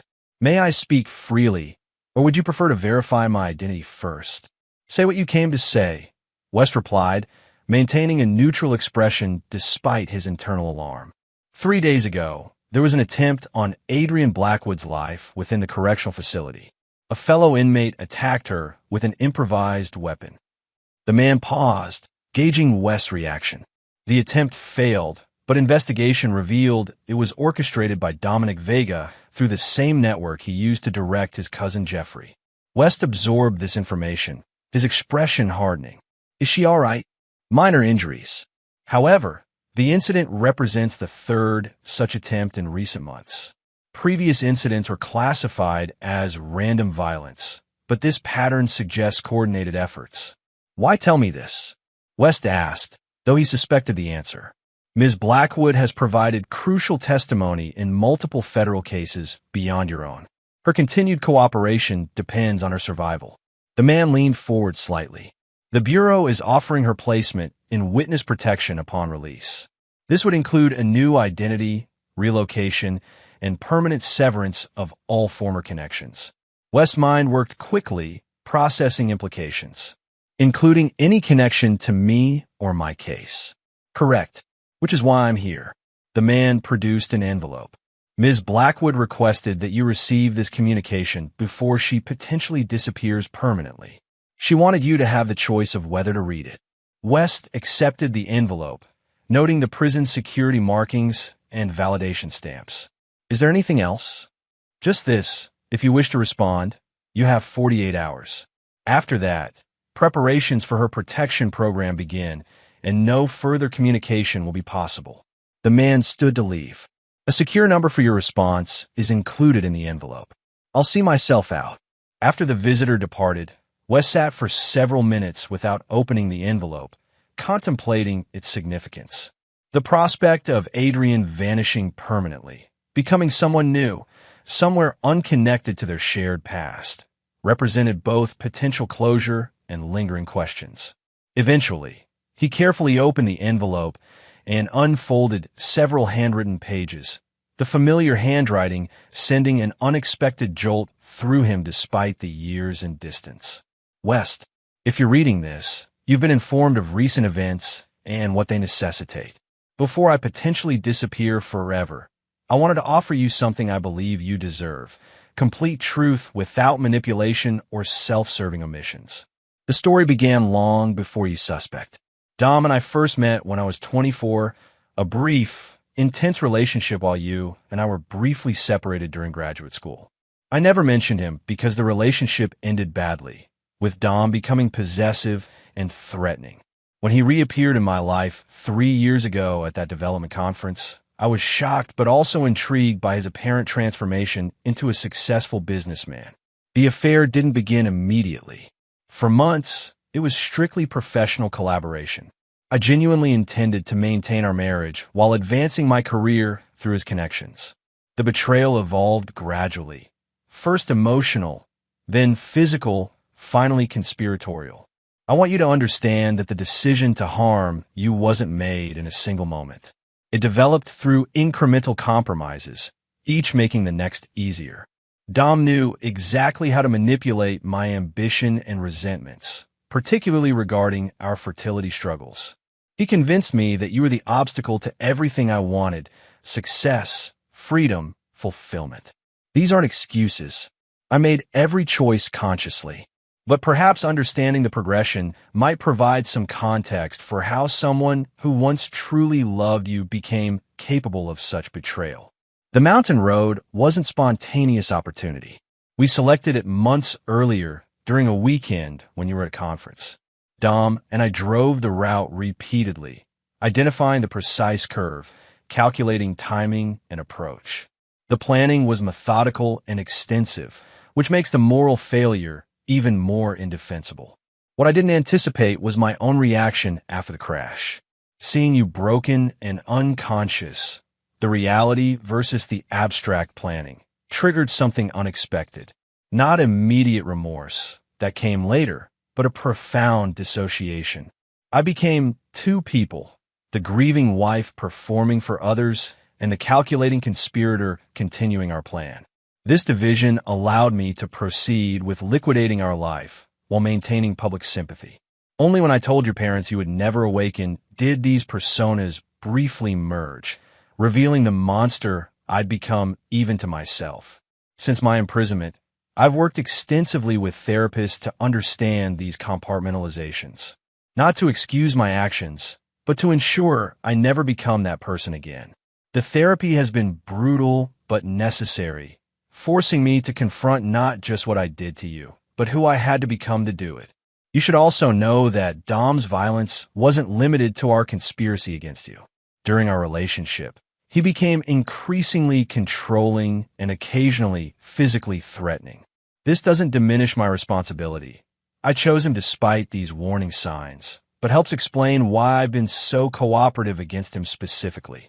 The witness protection offer wasn't my suggestion, but I recognize its necessity.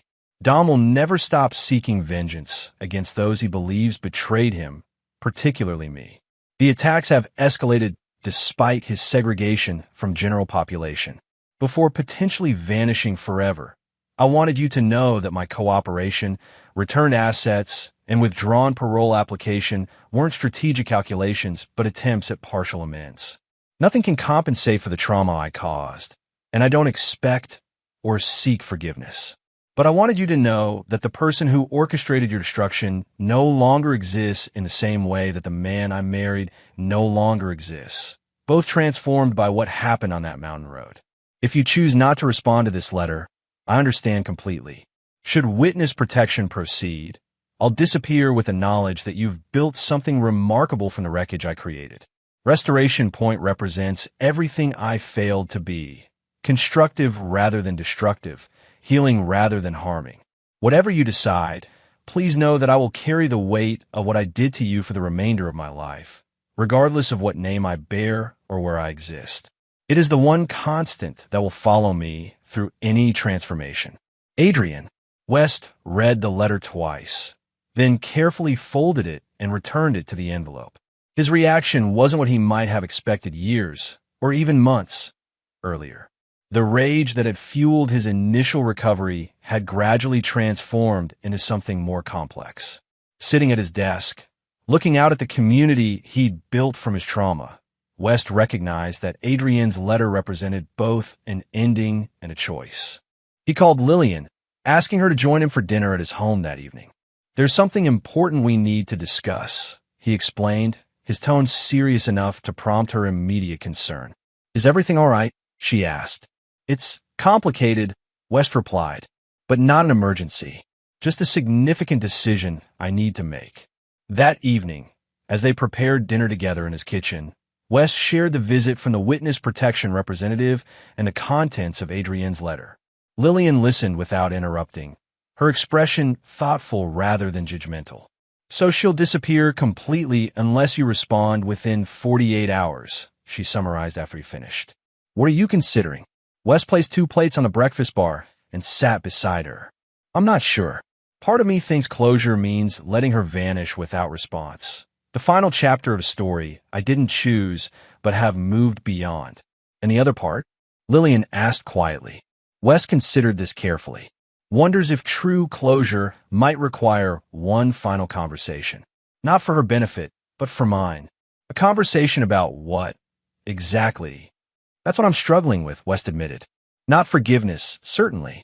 Not reconciliation in any meaningful sense. but perhaps acknowledgement of what happened, what's been lost, what's been created since. Lillian took a sip of wine, considering his words. In my medical practice, I've seen how trauma creates these unresolved loops in patients' minds. Questions that cycle endlessly because they have no answers. Sometimes, the opportunity to close those loops is valuable, regardless of the relationship with the person who caused the trauma. That's it exactly, Wes nodded. There are questions that may never have another opportunity for answers. What does your instinct tell you? Lillian asked. Wes was silent for a moment. I've spent years rebuilding and creating. That restoration point exists because I refuse to be defined solely as a victim of betrayal. That perhaps true strength isn't in cutting all connections to the past, but in being able to face it without being diminished by it. Then I think you have your answer, Lillian replied simply. The following morning, Wes contacted the number provided in the envelope, arranging to meet with Adrian under supervised conditions at the correctional facility. The process required multiple security clearances and approvals given her protected status following the recent attack. 2 days later, Wes found himself being escorted through security checkpoints far more intensive than his previous prison visits. The Witness Protection Program had implemented extraordinary measures to ensure Adrian's safety, including transferring her to an isolated section of the medical wing with restricted access. The room prepared for their meeting contained a simple table with 2 chairs, a correction officer positioned discreetly in the corner, and surveillance cameras monitoring from multiple angles. Wes had been thoroughly briefed on security protocols and limitations. No physical contact allowed, restricted topics regarding her potential relocation, time constraints strictly enforced. When Adrian entered, Wes was struck by how fundamentally she had changed. The polished, confident woman who had orchestrated his destruction was gone, replaced by someone physically diminished, yet somehow more substantial. Her prison-issued clothing hung on a frame that had lost its cultivated elegance, and her once perfectly styled hair was now pulled back simply, streaks of premature gray visible throughout. Most notably different were her eyes. The calculated charm replaced by a wary authenticity that suggested she no longer had the energy or inclination for manipulation. West, she acknowledged quietly, taking the seat across from him. A fading bruise from the recent attack was visible along her jawline. I wasn't sure you'd come. Neither was I, he replied honestly. An awkward silence stretched between them, the weight of their shared history almost tangible in the sterile room. Thank you for the letter, Wes finally said. It answered questions I've had for a long time. Adrian nodded slightly. I've had 4 years to reflect on every decision, every justification. Therapy has been illuminating and painful. I didn't come for apologies, Wes clarified, or to offer forgiveness. I know, she replied. Those would be inadequate and presumptuous, respectively. Wes studied her, noting the absence of the performative emotion she had once wielded so effectively. I came because I wanted you to know what happened after I woke up. Not just the legal consequences or financial recovery, but what I built from what you tried to destroy. For the next 30 minutes, Wes described Restoration Point, its conception during his darkest rehabilitation days, its evolution from personal healing project to community resource, the lives being transformed through its innovative approach to recovery. He spoke without bitterness or accusation, simply sharing the reality he had created. Adrian listened intently, asking occasional questions that reflected genuine interest rather than strategic information gathering. When he described Morgan Chin's journey from initial resident to program director, Adrienne's eyes showed the first hint of emotion. You've created something remarkable, she said when he finished. Something I could never have imagined when we were together. That's precisely the point, Wes replied. What happened on that mountain road was meant to end everything. Instead, it created possibilities I wouldn't have discovered otherwise. Adrian absorbed this without defensiveness. Does that make it easier to live with what I did? No, Wes said honestly. What you did remains unforgivable, but my life isn't defined by it anymore. That's what I wanted you to understand before you potentially disappear forever. She nodded slowly. I've wondered often what you became after everything. The man I married would have been destroyed by this betrayal. The man sitting here created something transformative from it. We both became different people, West acknowledged, though through very different paths. As their allotted time drew to a close, Adrian asked the question that perhaps represented the true purpose of their meeting. If the witness protection proceeds, this is likely our final conversation. Is there anything else you need from me before that happens? Wes considered this carefully. Just an honest answer to one question. The person who planned my death on that mountain road, does she still exist inside you? Adrian held his gaze steadily. No, she's gone. Not through witness protection or new identity, but through confronting exactly who I became and why. The work of unbecoming that person has been the most difficult challenge of my imprisonment. Wes nodded, accepting the answer without further comment. As the guard indicated their time was ending, he stood to leave. West, Adrian said softly, whatever happens, whether I disappear into protection or serve my remaining sentence under my current identity, I want you to know that I'll never contact you again after today. That choice, at least, I can give back to you. Thank you, he replied simply. As he walked through the series of secure doors leading back to the main visitor processing area, Wes felt a weight lifting that he hadn't fully recognized was still there. Not forgiveness, that remained beyond possibility, but a different kind of resolution. He had faced his past without being diminished by it, engaged with the architect of his greatest trauma without surrendering his hard-won strength. Outside the prison, spring sunshine had broken through the morning clouds, illuminating the surrounding landscape with unexpected clarity. Wes stood for a moment in the warmth, recognizing that this meeting represented not just closure with Adrian, but the final stage of his own transformation, from survivor focused on recovery to creator oriented toward possibility. He drove directly to Restoration Point, arriving in time for the community's midday gathering. As residents shared their weekly progress and challenges in the central common space, West observed how each journey reflected his own, moving from trauma through recovery toward creation of something new and meaningful. Later, walking the campus pathways with Lillian, he described the prison meeting and its unexpected impact. It felt like closing a circuit, he explained, not forgiveness or reconciliation, but acknowledgement of parallel transformations. She became someone who recognizes the monster she was. I became someone defined by creation rather than victimhood. And now? Lillian asked, slipping her hand into his. West looked across the thriving community, watching Morgan guiding a new resident through adaptive yoga postures on the central lawn. Now we keep building. 3 weeks later, West received a final notification from the witness protection representative. Adrian had been successfully transferred into the program, her former identity officially terminated. No details were provided regarding her new location or identity, just confirmation that she had disappeared from her former life completely. West filed the notification in the same drawer containing her letters and legal documents, artifacts of a history acknowledged but no longer defining. That evening, during dinner with Lillian, he shared his decision regarding the next phase of Restoration Point's development. I've been considering names for the research center expansion, he explained, unfolding preliminary architectural drawings, something that captures its purpose without directly referencing my personal story. Lillian studied the plans with professional interest. What are you thinking? Phoenix Institute, West replied, symbolizing transformation through adversity without explicitly referencing my experience. It's perfect, she agreed, recognizing the significance of this subtle but important distance from his personal trauma narrative.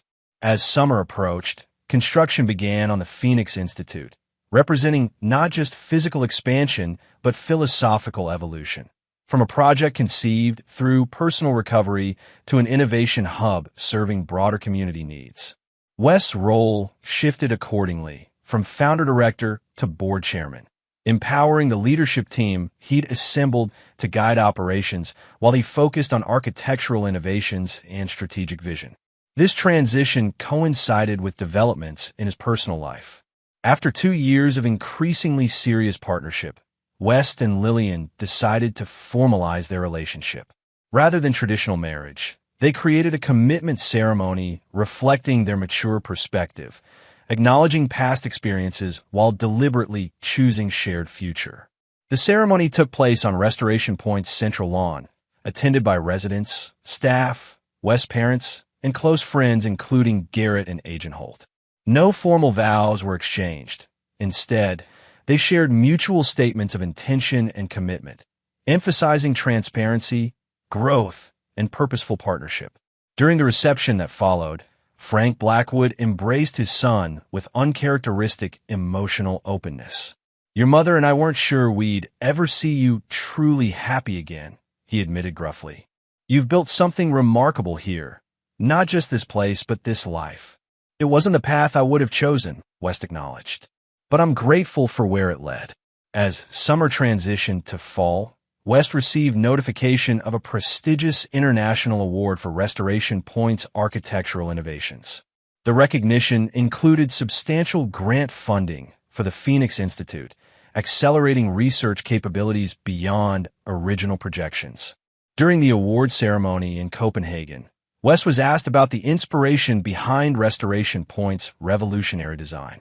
His response reflected his completed journey from trauma to transformation. Architecture isn't just about buildings. It's about creating spaces that facilitate human potential. Restoration Point emerged from personal experience with recovery, but its true inspiration comes from something universal: our capacity to rebuild not just what was lost, but something better than what existed before. The questioner, unaware of West's personal history, nodded appreciatively at what seemed like philosophical insight rather than lived experience. This anonymity represented perhaps the most meaningful measure of West's transformation. His trauma no longer defined his public identity or professional recognition.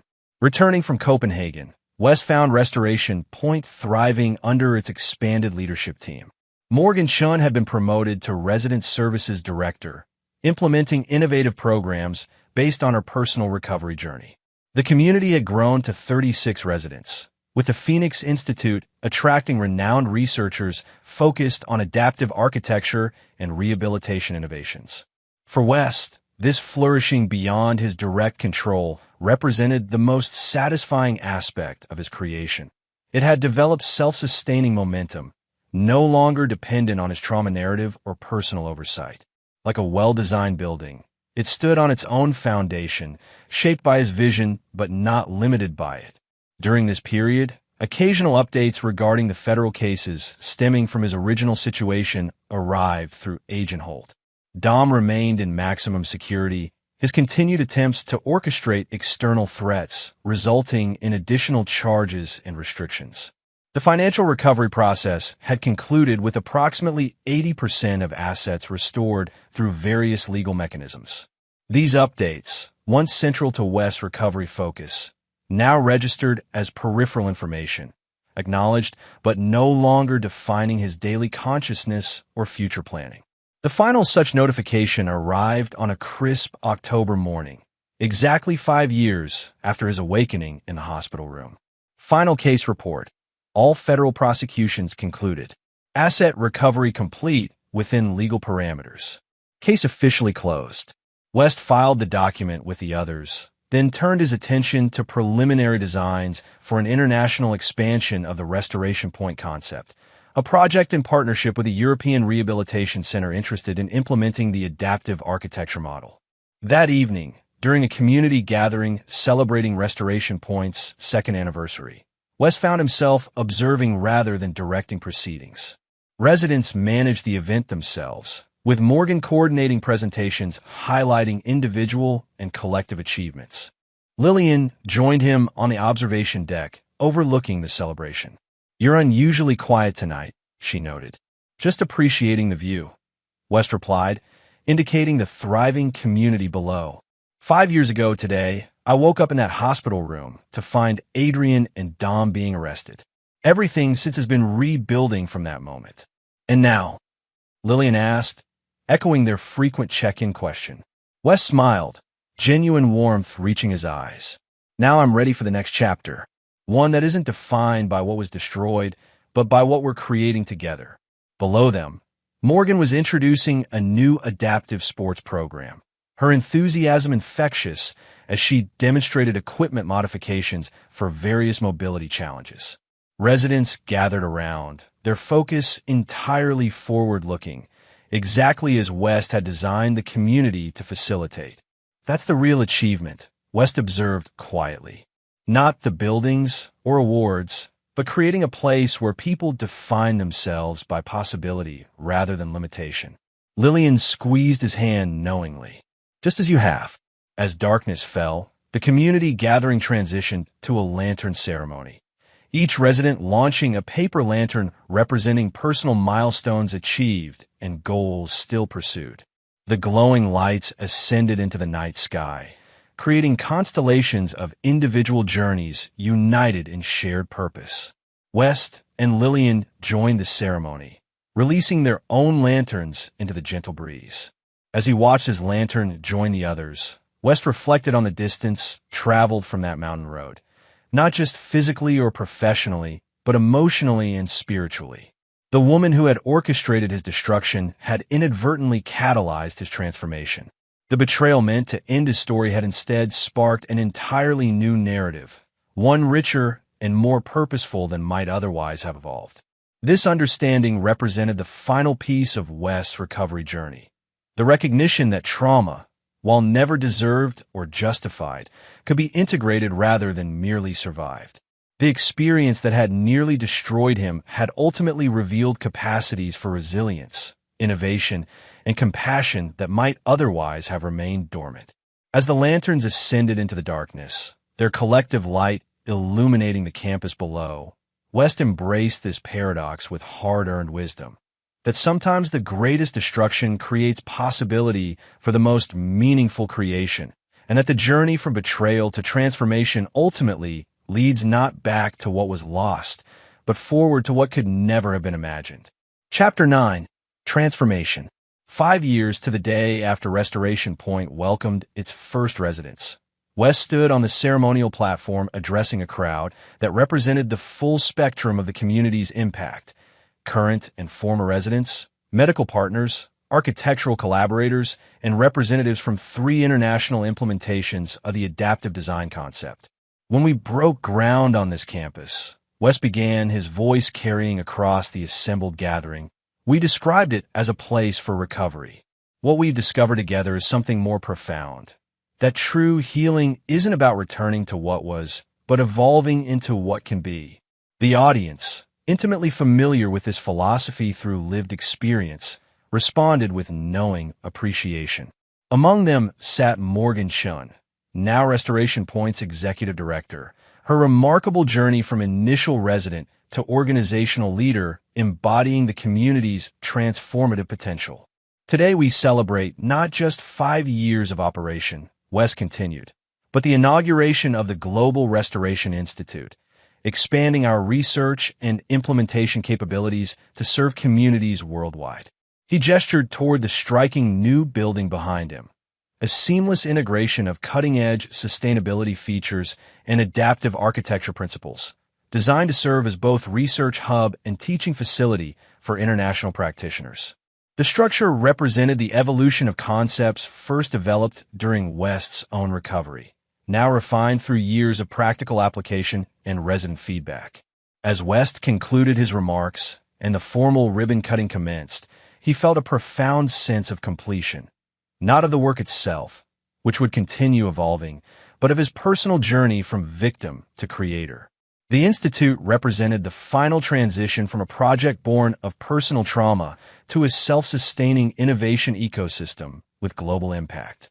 During the reception that followed, West found himself approached by a distinguished visitor he hadn't expected, Judge Martha Okafor, who had presided over Adrian and Dom's original sentencing.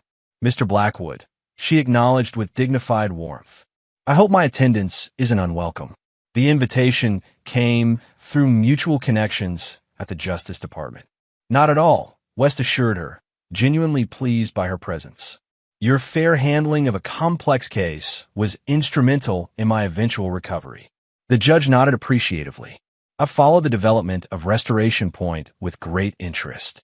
It represents exactly the kind of transformative response to trauma that our justice system aspires to but rarely achieves.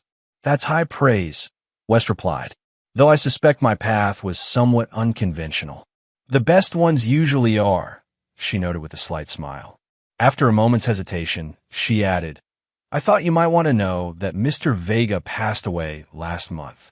Complications from a chronic condition exacerbated by prison conditions. West absorbed this information with surprising neutrality. I hadn't heard. It was kept relatively quiet, the judge explained. Given his continued attempts to orchestrate external threats, authorities were concerned about potential posthumous instructions to associates. And were there any? West asked, more from intellectual curiosity than personal concern. None discovered so far, she replied. His influence appeared to have diminished considerably in recent years. West nodded, recognizing that the information represented another chapter closing, though one that generated neither satisfaction nor regret, simply acknowledgement. Dom had become increasingly irrelevant to West's life and consciousness, a historical figure rather than active threat or significant presence. Thank you for telling me, he said simply. As Judge Okafor moved on to greet other attendees, Lillian joined West, noting his thoughtful expression. Everything all right? Dom died in prison last month, he explained quietly. Judge Okafor just informed me. Lillian studied him carefully. How do you feel about that? West considered the question seriously. Strangely disconnected, like hearing about a historical figure rather than someone who once tried to destroy my life. That's a measure of how completely you've moved forward, Lillian observed. His death doesn't define anything for you anymore. This perspective crystallized something West had been gradually recognizing, that true recovery wasn't measured by justice served or wrongs righted, but by the diminishing emotional impact of the original trauma.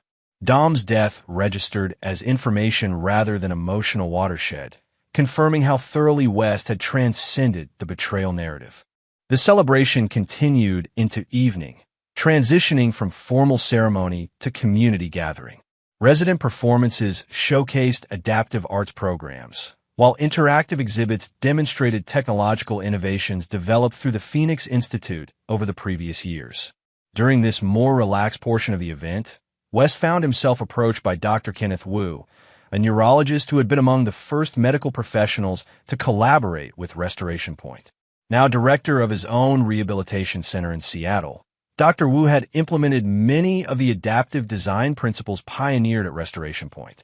I've been meaning to share something remarkable with you, Dr. Wu said after exchanging pleasantries. A patient of mine mentioned knowing you under unusual circumstances. I'm not at liberty to share specific details, but she indicated you might understand the reference to the mountain road. West felt an unexpected jolt of recognition. When was this? About 8 months ago, Dr. Wu replied. She was admitted for rehabilitation following complications from a previous injury. Nothing life-threatening, but requiring extensive physical therapy. She's since completed treatment and relocated. Did she say anything else? West asked carefully. Dr. Wu shook his head. Just that seeing our implementation of your design concepts confirms something important for her. That transformation can be genuine and complete. West nodded thoughtfully, understanding the message that had been deliberately conveyed through this chance connection. Adrian, or whoever she had become through witness protection, had experienced firsthand the healing environment his trauma had inspired, and wanted him to know that her own transformation continued in parallel to his. The information required no response or action. It simply completed a circle of awareness between two people whose lives had been irrevocably connected and then deliberately separated. Like Dom's death, it registered not as emotional disruption, but as narrative completion, another thread tied off in a story West had moved beyond. Later that evening, as the celebration concluded and most guests departed, West walked the illuminated campus pathways with Lillian, reflecting on the day's events and unexpected revelations. Do you think she did it deliberately? Lillian asked regarding Dr. Wu's message. Placing herself in a facility implementing your designs? Possibly, West acknowledged. Or perhaps it was coincidence that became meaningful once she recognized the connection. Does it matter to you either way? West considered this carefully. Not in the way it once might have. It's just another confirmation that all parties have moved forward on their separate paths. This perspective reflected how thoroughly West had integrated the traumatic chapter of his life, acknowledging its reality and impact without allowing it to dominate his present consciousness or future orientation. The betrayal had become historical context rather than defining narrative, informing but not limiting who he had become. As they reached the central plaza, now quiet after the day's activities, West paused to observe the campus from this vantage point. Each building represented a specific aspect of his recovery journey.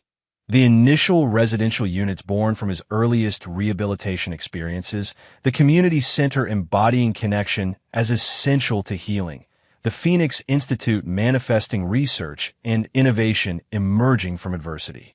I've been thinking about next steps, West said after a comfortable silence. Both professionally and personally. What kind of steps? Lillian asked. With the Global Institute launched and Morgan fully capable of leading operations here, I'm considering focusing more exclusively on international implementations. He turned to face her directly, including significant time at the Copenhagen and Singapore sites during their development phases. Lillian smiled, immediately understanding the implicit question. Are you asking if I consider relocating temporarily to support those projects? More than temporarily, West clarified. I'm thinking about a different approach to life and work going forward. Less centralized, more nomadic, creating impact across multiple communities rather than remaining tethered to this one. Embracing transformation as ongoing rather than completed, Lillian observed insightfully. Exactly, West nodded. Restoration Point will always remain our foundation, but perhaps the next chapter involves building multiple versions rather than continuously expanding this one. As they discussed possibilities, West recognized that this conversation represented the final evolution of his recovery journey, from surviving betrayal to rebuilding what was destroyed to creating beyond original parameters. The capacity to envision future possibilities unconstrained by past trauma represented the most meaningful measure of his transformation. The following morning, West convened the Restoration Point leadership team to discuss his evolving role and the organization's future direction. Morgan, now fully established as executive director, received his proposal for a more globally focused contribution with characteristic pragmatism. The timing makes sense, she acknowledged. The community is stable, the institute is launched, and international implementations need your direct architectural expertise more than we need day-to-day involvement here. Other team members expressed similar support, each having developed specialized expertise that collectively ensured the organization's continued flourishing. What had begun as West's personal healing project had evolved into a self-sustaining ecosystem of innovation and recovery, precisely the outcome he had ultimately hoped to achieve. 2 months later, West and Lillian departed for Copenhagen to oversee groundbreaking for the European implementation of Restoration Point. The Danish version incorporated cultural adaptations while maintaining core adaptive architecture principles, reflecting West's evolving philosophy that true innovation required contextual flexibility rather than rigid replication. On the evening before groundbreaking, they walked along Copenhagen's picturesque Nyhavn Canal, discussing the project's unique features and potential impact. As they paused to observe the colorful historic buildings reflected in the water, West was struck by how completely his life had transformed from that fateful day on the mountain road. I was thinking about something Morgan said before we left, he commented, watching boats navigate the canal. That my greatest contribution wasn't the architectural innovations or even founding Restoration Point, but demonstrating that traumatic endings can become transformative beginnings. Lillian considered this thoughtfully. She's right in a way. The buildings and programs are remarkable, but your personal journey provides the underlying narrative that inspires others. From intended victim to global innovator. West nodded, acknowledging the truth in this observation. The irony isn't lost on me.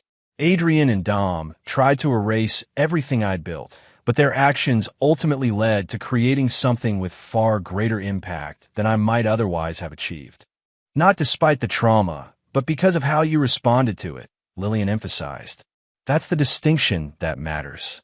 As they continued their walk, West reflected on the long journey from that hospital room where he had awakened to find federal agents arresting his would-be killers. Each step of recovery, physical rehabilitation, financial restoration, professional rebuilding, emotional healing, had contributed to the person he had become and the global impact he now created. The transformation hadn't erased the trauma or justified the betrayal. Nothing could do that, but it had integrated these experiences into a life story characterized by resilience, innovation, and purpose rather than victimhood or vengeance. The following day, as West addressed the assembled dignitaries and medical partners at the Copenhagen groundbreaking, he articulated this perspective as the philosophical foundation for the expanding Restoration Point network. Transformation doesn't erase difficult experiences. It builds meaning from them. Each of our centers begins with this understanding that recovery isn't about returning to what was, but about creating what can be. The structures we build simply provide the architecture for this profoundly human journey. As ceremonial shovels broke ground for the European campus, West felt the completion of a circle that had begun with his own broken body being pulled from the wreckage of a car. The journey from that moment to this one represented not just personal recovery, but evolution beyond recovery into creation, the ultimate response to those who had sought his destruction. In the years that followed, West continued this evolution, dividing time between restoration points, expanding international implementations, and the original campus that remained both home base and innovation laboratory.